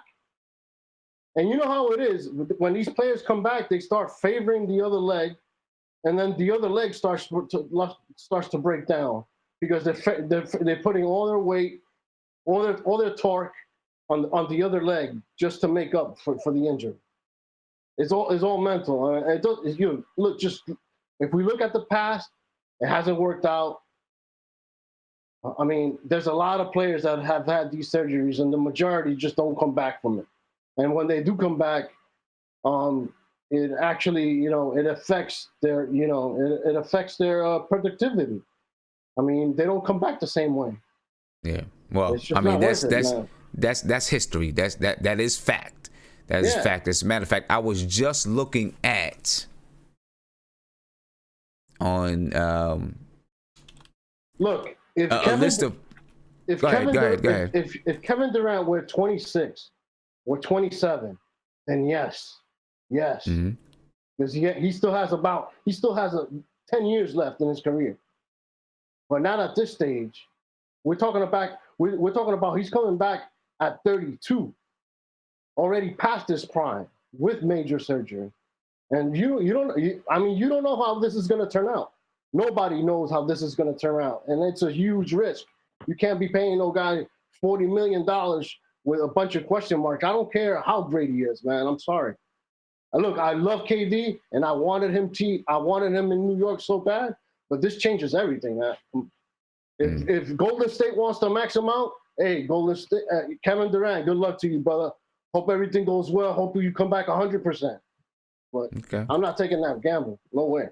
Okay. So obviously, a KD and Clay, you. Hey, Kawhi, man. Kawhi's not. Everybody's sleeping on Kawhi. You don't know what this brother's thinking. So. Yeah, I mean, that's the truth. You don't know. I think he's going to stay in Toronto, but you don't know what he's thinking. But you don't know what happened. Okay, but let's say Kawhi doesn't come. Still, you have a lot of money to, you can. There's a lot of ways you can build a competitive roster, and still do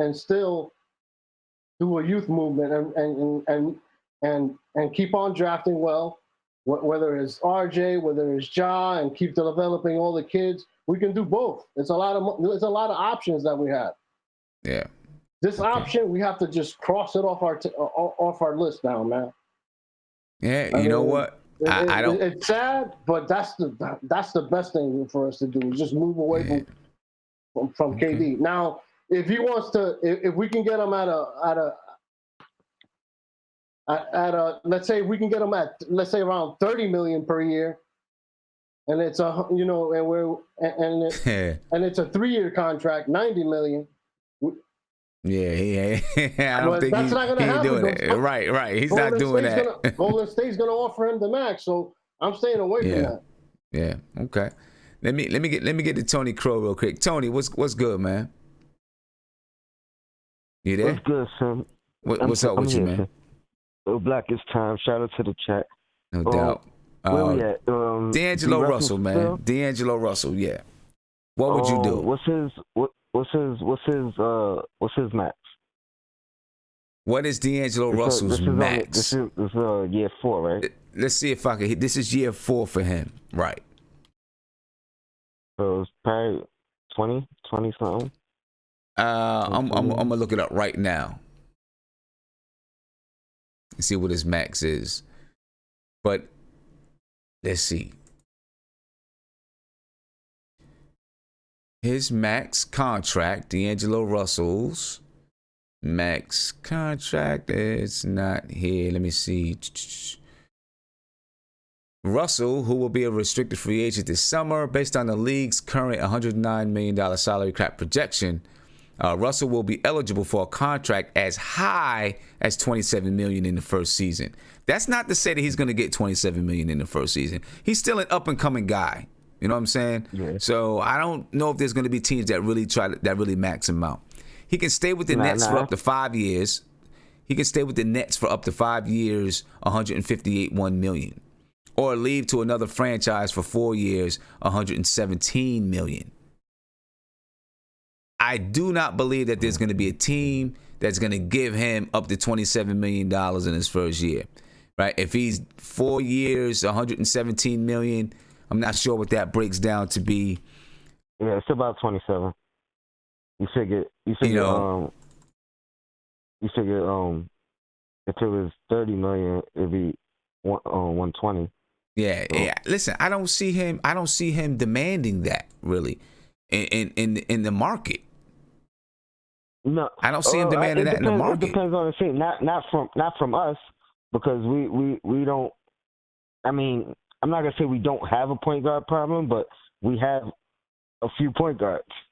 Mm-hmm. So, I mean, we're still is going to indicate more moves down the line somewhere. So I mean, I'm not opposed to it. He's not like my first option. But let me make a few comments real quick and then get your opinion. If by chance we did give trade for AD, a few options would be absorbing the contract. If we did that, I think we give back less, or making salaries match and giving back more. When I say less and more, I'm referring to draft picks. If we can match the salary or close to match the salary, then we still have the option to sign a lot of pieces, or two big pieces, or one big piece and a lot of little pieces.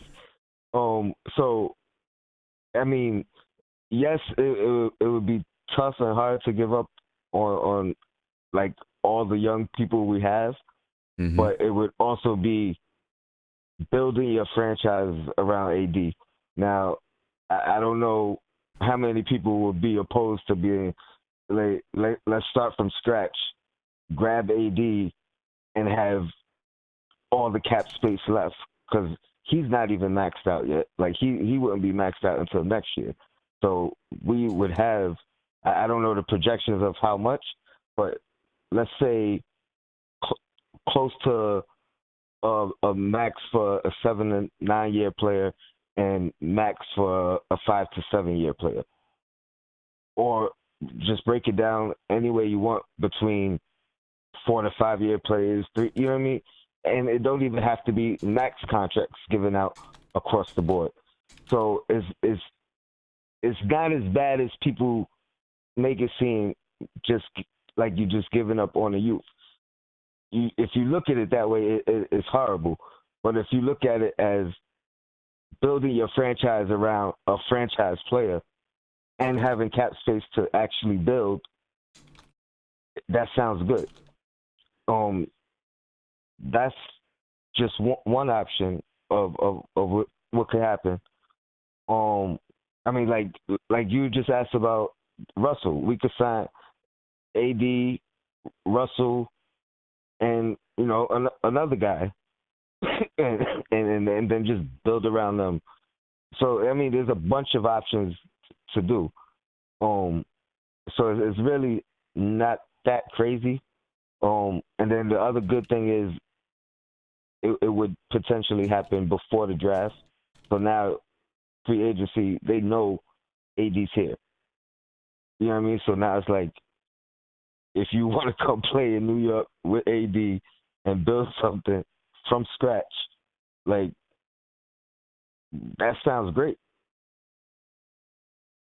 It is a risk. Maybe nobody comes. And maybe we got AD for 1 year and nobody comes, and now we just signing undrafted free agents or whatever the case, and then we're starting from complete scratch a year from now. But again, it's not as bad as people make it seem. Yeah, I mean, I kind of feel like AD is going to be in a Los Angeles uniform. You know what I mean? And I think that the Knicks have, at least for now, I just feel like that the Knicks have kind of moved on And I mean, maybe they're still in it, still paying attention and watching it. But from what we've heard, they don't want to give up what the Pelicans want. I mean, I'm not mad not doing it.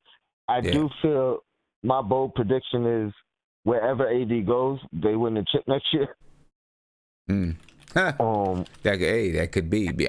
Especially if you're looking at the Lakers of Boston. I don't care where he goes. I think they win the chip next year. I think he's gonna be on a mission to ball out wherever he is, and then go where he wants to go.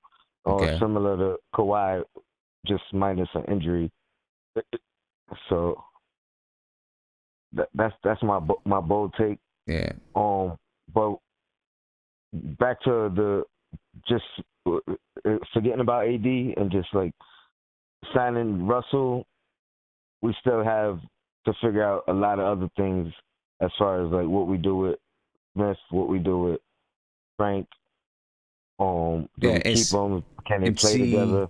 And see, I feel like they're not looking at Frank as a point guard, which to me says that we have one point guard under contract, which is Dennis Smith Jr., and he can be really a shooting guard, a small off the ball, tweener type of guard, right? I'm not saying that he can't distribute, but I think his mentality is probably score first.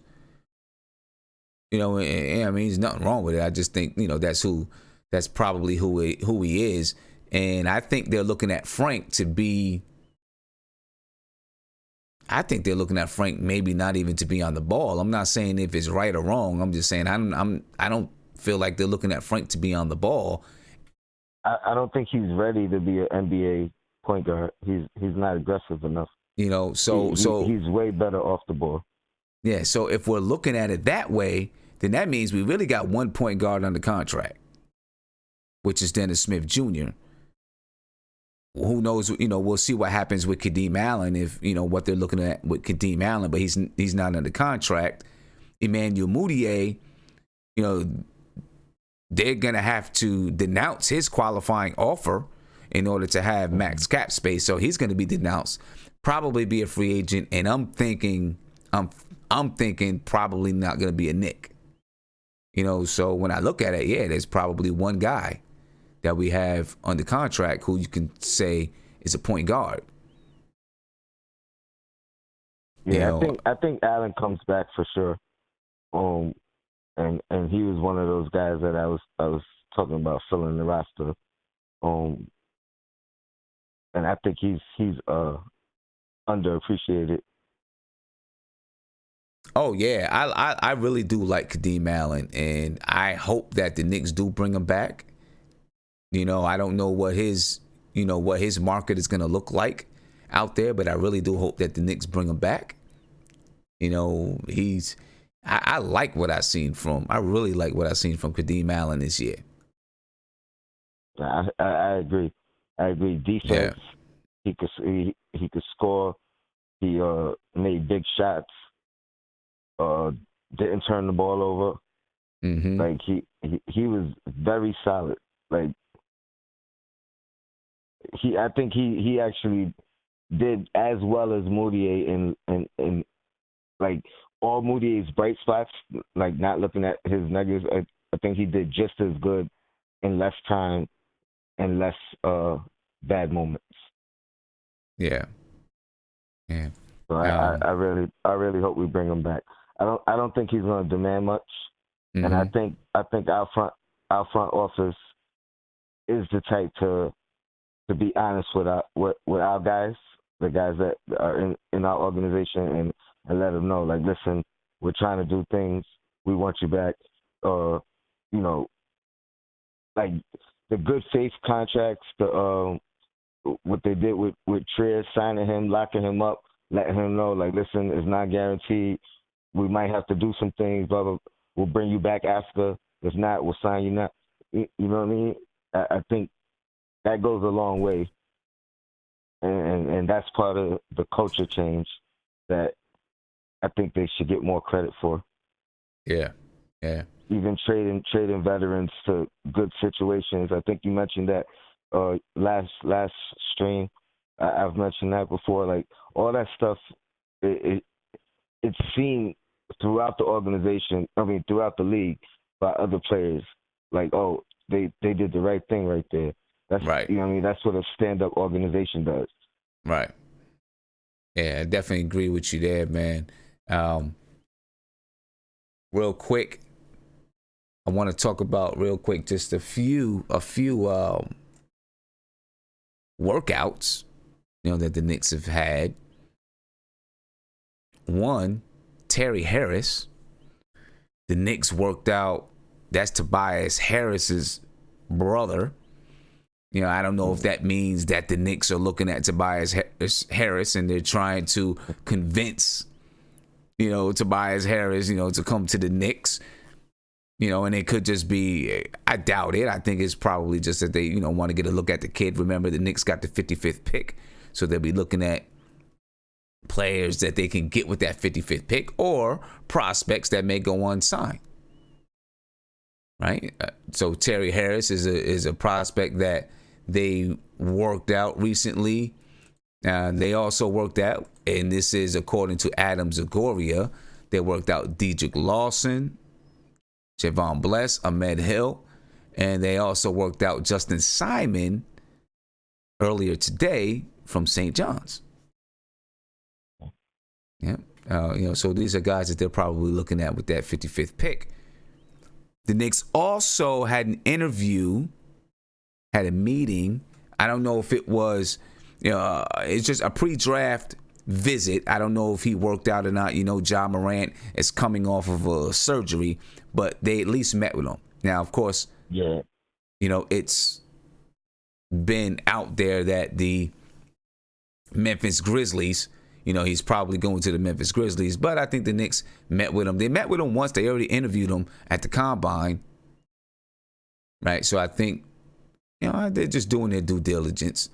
And if you look at the tweet that's up on your screen, it also says below, and who knows how much truth it is. There could be a lot of truth to it. Could not. It says Scott Perry and Mills were spotted at Rucker Park the other day scouting. These men are working hard, people. Listen. Trying to pull them out the woodworks. I know you've seen the movie Blue Chips with Shaq in it. And you know what I'm saying? Where and there were that coach at that school, they were sending scouts out to all kinds of different weird places to bring in prospects.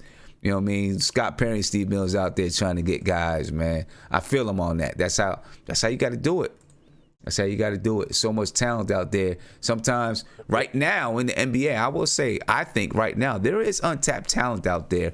Places that teams weren't looking before, but now teams are kind of hip to it. You know what I mean? Well, I mean, if they bring somebody, if they find a star, I take them. Or not even a star, just a hard-nosed, rough guy. Might just need somebody that gives 6'5". You never know. Yeah, exactly. Well, hey, Tony, man, I'm gonna let you rock. I don't know, it's late. We were talking about doing that thing a little bit. You let me know. I'm only gonna be on here maybe 10 more minutes. Oh yeah, we good then. Yeah, I like 10 more minutes. All right, man. All right, peace. Let me get quick to some super chats. All right, big shout out to Hotep Rel. Thank you for the super chat. He said KD's game is all about skills. He's going to be okay. All right. I mean, you're right. His game is all about skill, but still you got to get, you have that explosion off that Achilles. You know what I mean? That explosion off that Achilles, he's got to be strong enough to handle that explosion. Daryl Pemberton, thank you for the super chat. You say KD at 85% is still a top 5 player in the league. Very well might be right. Mighty Knicks, you said, when in our lifetime, thank you for the super chat, Mighty said, when in our lifetime did the Knicks truly rebuild? You can't say the youth rebuild won't work if we never did it. I agree with you 100%. We have never, ever, that I've seen, actually committed to a full youth movement. It's always been cut short. Big shout out to Hector Gaston. Thank you for the super chat. Said, we have to build a team to beat the Raptors, the defending champs. So I want shot blocking, rebounding, and shooting. D'Lo, Miles Turner, Julius Randle. I'll say the first part to that, Hector, we don't know if we have to build a team to beat the Raptors because Kawhi Leonard is a free agent. I think he's going to go back, but he could choose to move on. I think Marc Gasol is a free agent. Danny Green is a free agent. We don't know what's going to happen with these guys. That team, the NBA is so different nowadays, man. These guys could all choose to split up and go to different teams, or they could choose to stay. Here's one of the reasons why I could see the Toronto Raptors actually splitting up. Because where's the upside to this team besides building more chemistry? If this team stays together, the Toronto Raptors, where's the upside to them? Is maybe with Pascal Siakam, if he turns into an all-star, is there more upside to the team besides that? And can they add to the team? And I think that's going to come into play when we're talking about Kawhi Leonard. I think one of his questions is going to be, how do we make this team better? Because teams are going to get better. Teams are going to get better. The Milwaukee Bucks are going to get better. The Philadelphia 76ers are going to get better. Why? Because they have younger guys that have more upside. See, the Toronto Raptors, they have some young guys like Pascal that have upside, but a lot of those guys, a lot of the guys on their team have already plateaued. They're not going to get that much better. They've plateaued. Kawhi might get better. He might have another year or two to get better and really reach the peak of his powers.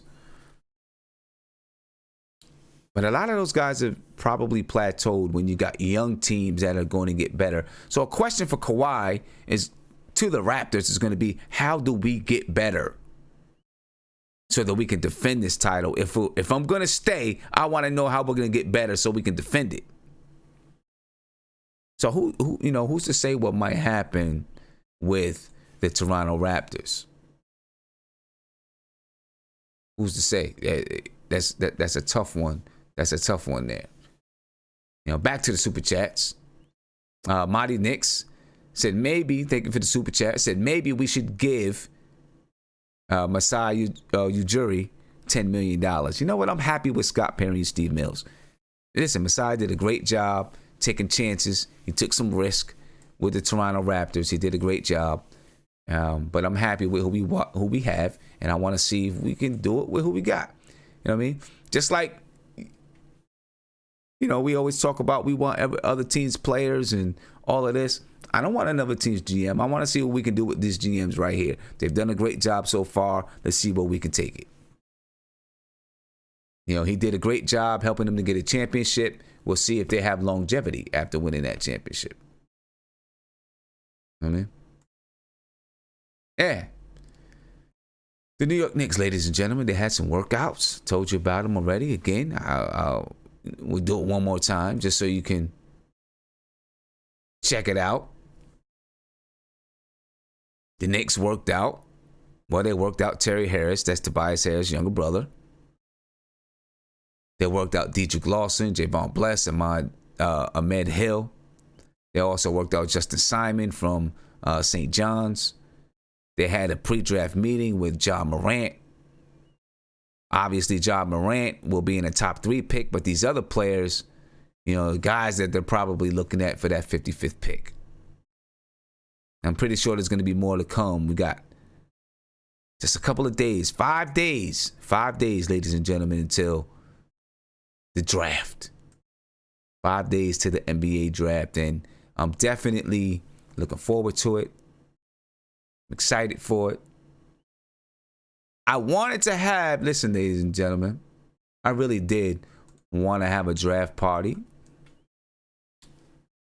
my schedule just got too crazy. Many of you may know I am. My daughter plays basketball. I'm an AAU coach, and my daughter, right around draft time, she has a whole slew of elite camps and team camps that she needs to attend. So it's going to be impossible for me to be in New York and then be back to Baltimore, for this camp, and it's just not going to work. I apologize for it. I wish that it was going to work, but it's not going to work. And I'd much rather make sure that my daughter gets to these camps and is ready and able to perform at these camps than go to the draft. That's just what it is. So I will be live, though. So join me. I know you're going to be watching it at home. I'll be watching it here. My daughter be watching it. I want you guys to join me. We can have a big draft party online. You know what I'm saying? We can have an online draft party, enjoy it, have a good time, and enjoy the pick together. And then afterwards, discuss the pick and discuss what's next. All right, so next Thursday, I'll be on before then, but next Thursday, we'll have an online draft party. We're going to get it. We're going to have a good time. We're going to enjoy it. All right, the draft starts at like 7 o'clock or 7:30. I'll be on like 6:30. All right, so make sure you're with me. We're about to get down to the last words, ladies and gentlemen. It's almost 2 o'clock in the morning. We're going to get down to some last words.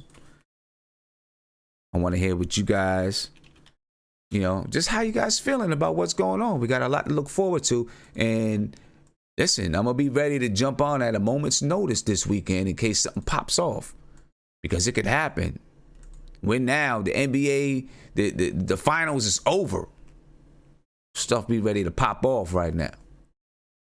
So I'm going to get back to the video chat. And if I missed your phone calls, I apologize. Catch me on the next show. I'll be back Monday for sure. And maybe on over the weekend, depending on what happens.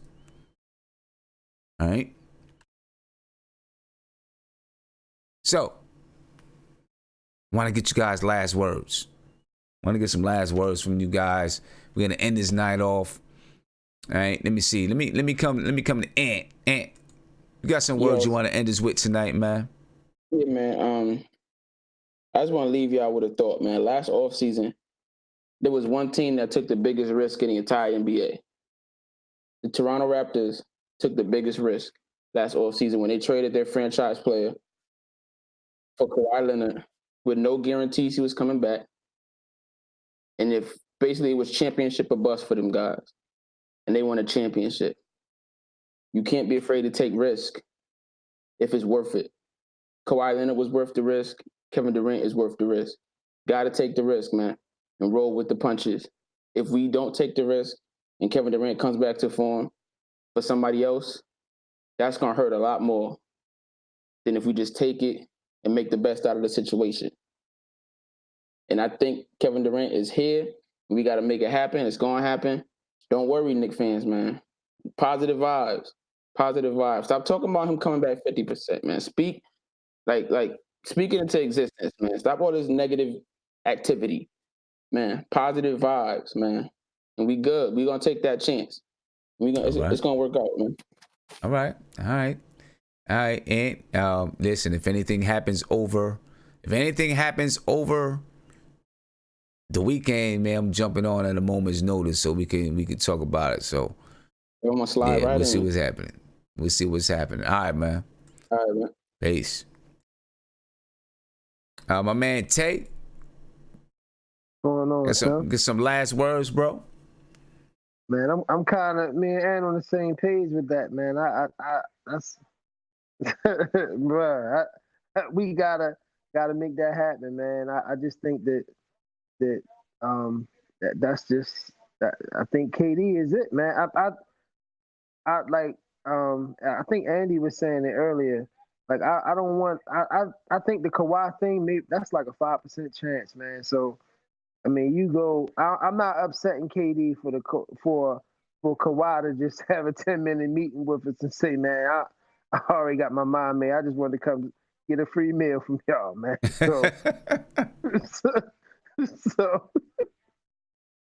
see what kind of steaks y'all was cooking up in here, man. So that's just where I'm at, man. So I just that's just what I want. Hey Sam, I'm gonna say something that you said a while back, and I'm gonna kind of use it against you. All right. It's not using it against you. It's kind of playing with your words a little bit. Remember, you was always talking about that you was wondering if KD's business interests would interfere with him coming to New York. It wouldn't be serious. Mm-hmm. In this situation, I don't think you had that to worry about, bro. Because this dude's gonna be hell bent on getting back and being. Yeah, I agree with you. Man. That's yep. If you had any doubts before that, and he got, he hear everything. Right. Man, KD's not gonna be this. He not gonna be that. If there's any motivation, he gonna give you everything he got, man. That's why, like you said, he's staying in New York. He gonna get this work in, and I wouldn't be surprised if he signed with the Knicks come last game season, like a minute left, he just come in and get up a few shots. Just say, hey, I'm coming for y'all next year. So that's just, that's kind of what, you saying that, but that's going to definitely change.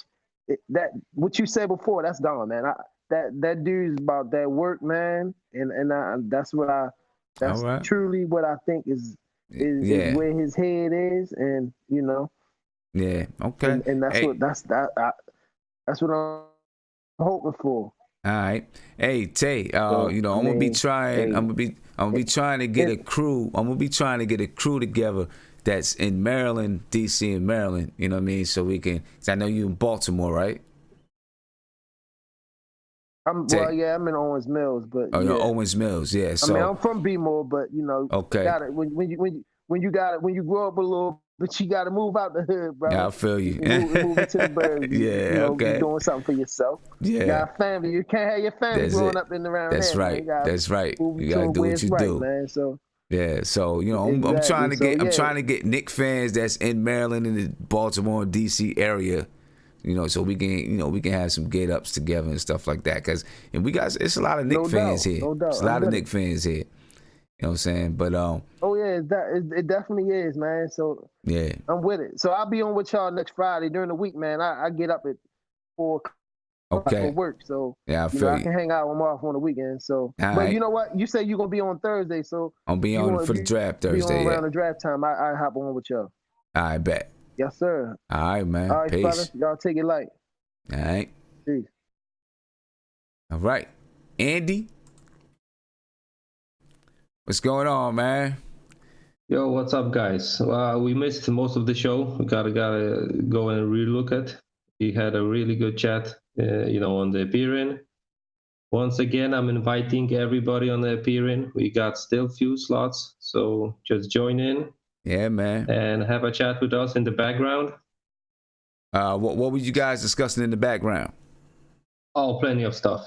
And who's forcing the, KD signing in whatever the 4 years and stuff like that. So we got that settled. That there's probably a one better plan, but that's a pretty good plan B or plan C.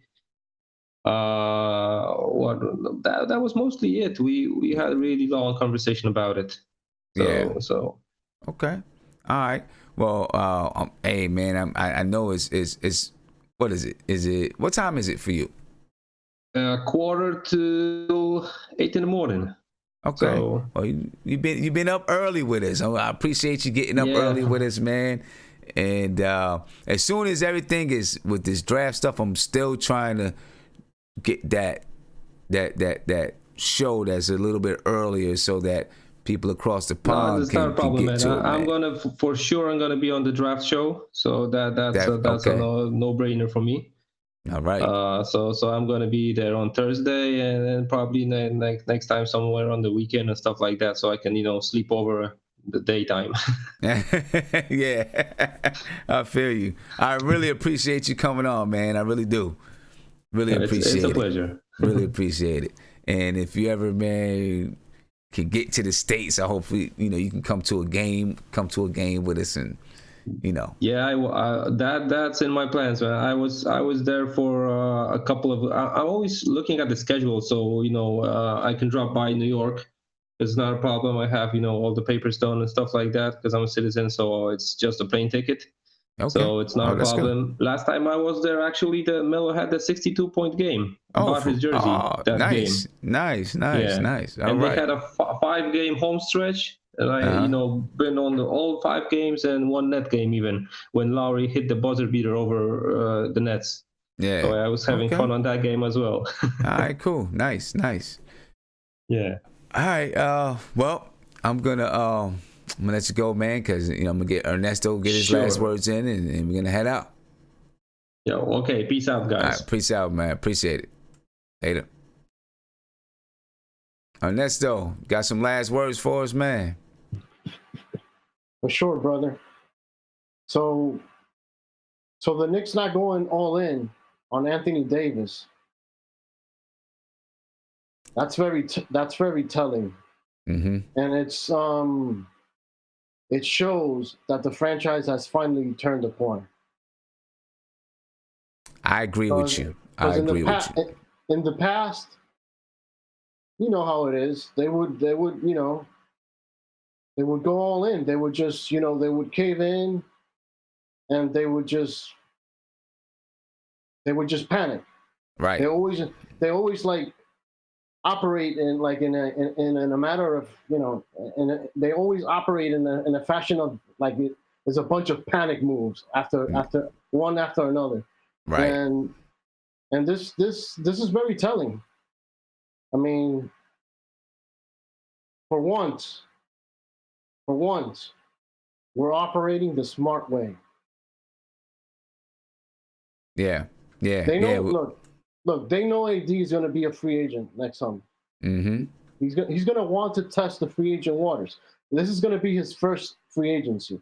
Every player wants to go through that process. Right. It's just like when they come out of college, or that they go through the draft process, that they look forward to that experience. Free agency is part of a player's, it's one of the it's a free agency for a player is one of those special experiences that they're going to want to experience. Right. So he's going to go through. He's going to enter the free agent market. He's not going to sign a long-term deal this summer. Mm-hmm. So the Knicks are doing the right thing. They're waiting. Yeah. Next summer, we're going to get AD. We're going to have a really good chance of getting AD. Okay. When we have to get him, not this year. Sacrificing the entire roster plus our future assets. Yeah. For a player who, no matter what, is still going to test free agency. Right. So, he's still going to go into free agency. He's still going to go into free agency. Exactly. So the only thing that maybe if he goes into free agency, he opts out and then he says, but I'm signing right back. Maybe he does. You know what? This is what I was saying to Aunt G earlier when he was saying, if the Knicks sign KD and he's only 50%, they would be in the same position. What I was saying earlier is I don't agree that they would be in the same position 4 years from now because there's always going to be players. Something is going to happen always in the NBA. There's going to be someone out there that is unhappy, disgruntled where they are, want to be traded, want to be moved. There's free agents. It's going to happen. You know what I mean? So, yes, the Knicks on that front are definitely doing the right thing, in my opinion. Yeah, I could understand it if you were getting Kevin Durant. You knew you had Kevin Durant in the bag, was going to play. You said, okay, we're going to try to put the best team we can around him. I get it. I would get it. With the way things are now, I like not going just straight all in and selling everything to get him. I like that. And one of the things we were talking about in the chat was that the Knicks have to be careful about going after Kawhi because it might hurt Kevin Durant's feelings. And I'm like, I was like, to me that's blasphemous because I mean, you have to go after Kawhi. I mean, you can't be thinking about, if you're going to hurt a player's feeling or what they might think. This is basketball. This is a business. You're going to go after Kawhi, and you're going to have a sit down with him. You're going to have a meeting, and you're going to see, what's on his mind. And see what's and up you're with going to it. offer. Right. Exactly. You have to go through that process. No matter, you can't be thinking about if you're going to be hurting KD's feelings or not. And as far as the KD, man, you got to, it's just too much of a risk, man. Yeah. It's just too much of a risk. It's a lot of money. That's a lot. Yeah. You're talking about $40 million per year, and it's, first of all, the first year he's not even going to play. And then the rest of the year is a bunch of question marks because you don't know if he's going to be able to play. And if he does come back, is he going to come back the same player? I mean, those are just too many. Lot of stuff. Too many question marks, man. Yeah. And the Knicks don't need that right now. That's not the way to go. Yeah. All right. The injury, unfortunately, it just changes the KD situation. Changes it up. Hey, Ernesto, man, thank you for staying up with me. No, not a problem, bro. Appreciate it. I'm going to head off. I hope you have a good weekend. Have a great Father's Day. Man. Shout out to the chat. No doubt. Definitely, man. Everybody have a safe weekend out there, man. All right. Ladies and gentlemen, thank you for joining me. Thank you for staying up with me. It is 2 o'clock in the morning, right? 2 o'clock in the morning. For all the fathers out there, I want you guys to have a great Father's Day. Enjoy it with your family, all that good stuff. I do want to remind everyone of a couple of things. One, no matter what happens, the Knicks opening night is going to be hot for the New York Knicks. You want to be there. I know you want to be there. I'm going to be there. I know you want to be there. You can make your deposits right now and hurry up because there's only about 25 tickets left.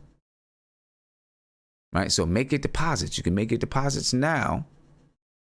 And then when we get the full price, you can pay full price, but you can make your deposit now. Go ahead and knock that thing out, man. I'm putting the link in the chat, nothinbutknicks.com. This link right here goes directly to where you can make that down payment. So go ahead and knock that out. Also, you can become a VIP member. In the next day or two, we're going to have the first VIP podcast for VIP members. So on this same website, you can come right over here to the members area. Right there. You can go to the members area. And you can go to where it says VIP members only. And you can sign up to become a VIP member. Okay?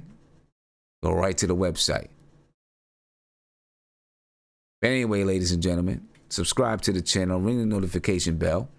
You get a notification anytime that I go live, drop a video. You know the routine. You know how it goes. If you're new to the website, I hope you enjoy. If you're new to the channel, I hope you enjoyed the show. And I hope you come back. Hope you subscribe and ring that notification bell. Because the offseason is going to be hot and I'm going to keep you updated. All right, I'm getting up out of here. Ladies and gentlemen. If anything happens over the weekend, I'll be on it. And keep you updated as far as what's going on. All right. So, anyway, I'm out. You guys have a great weekend. Have a happy Father's Day. Spend time with your families. Enjoy your families. Peace.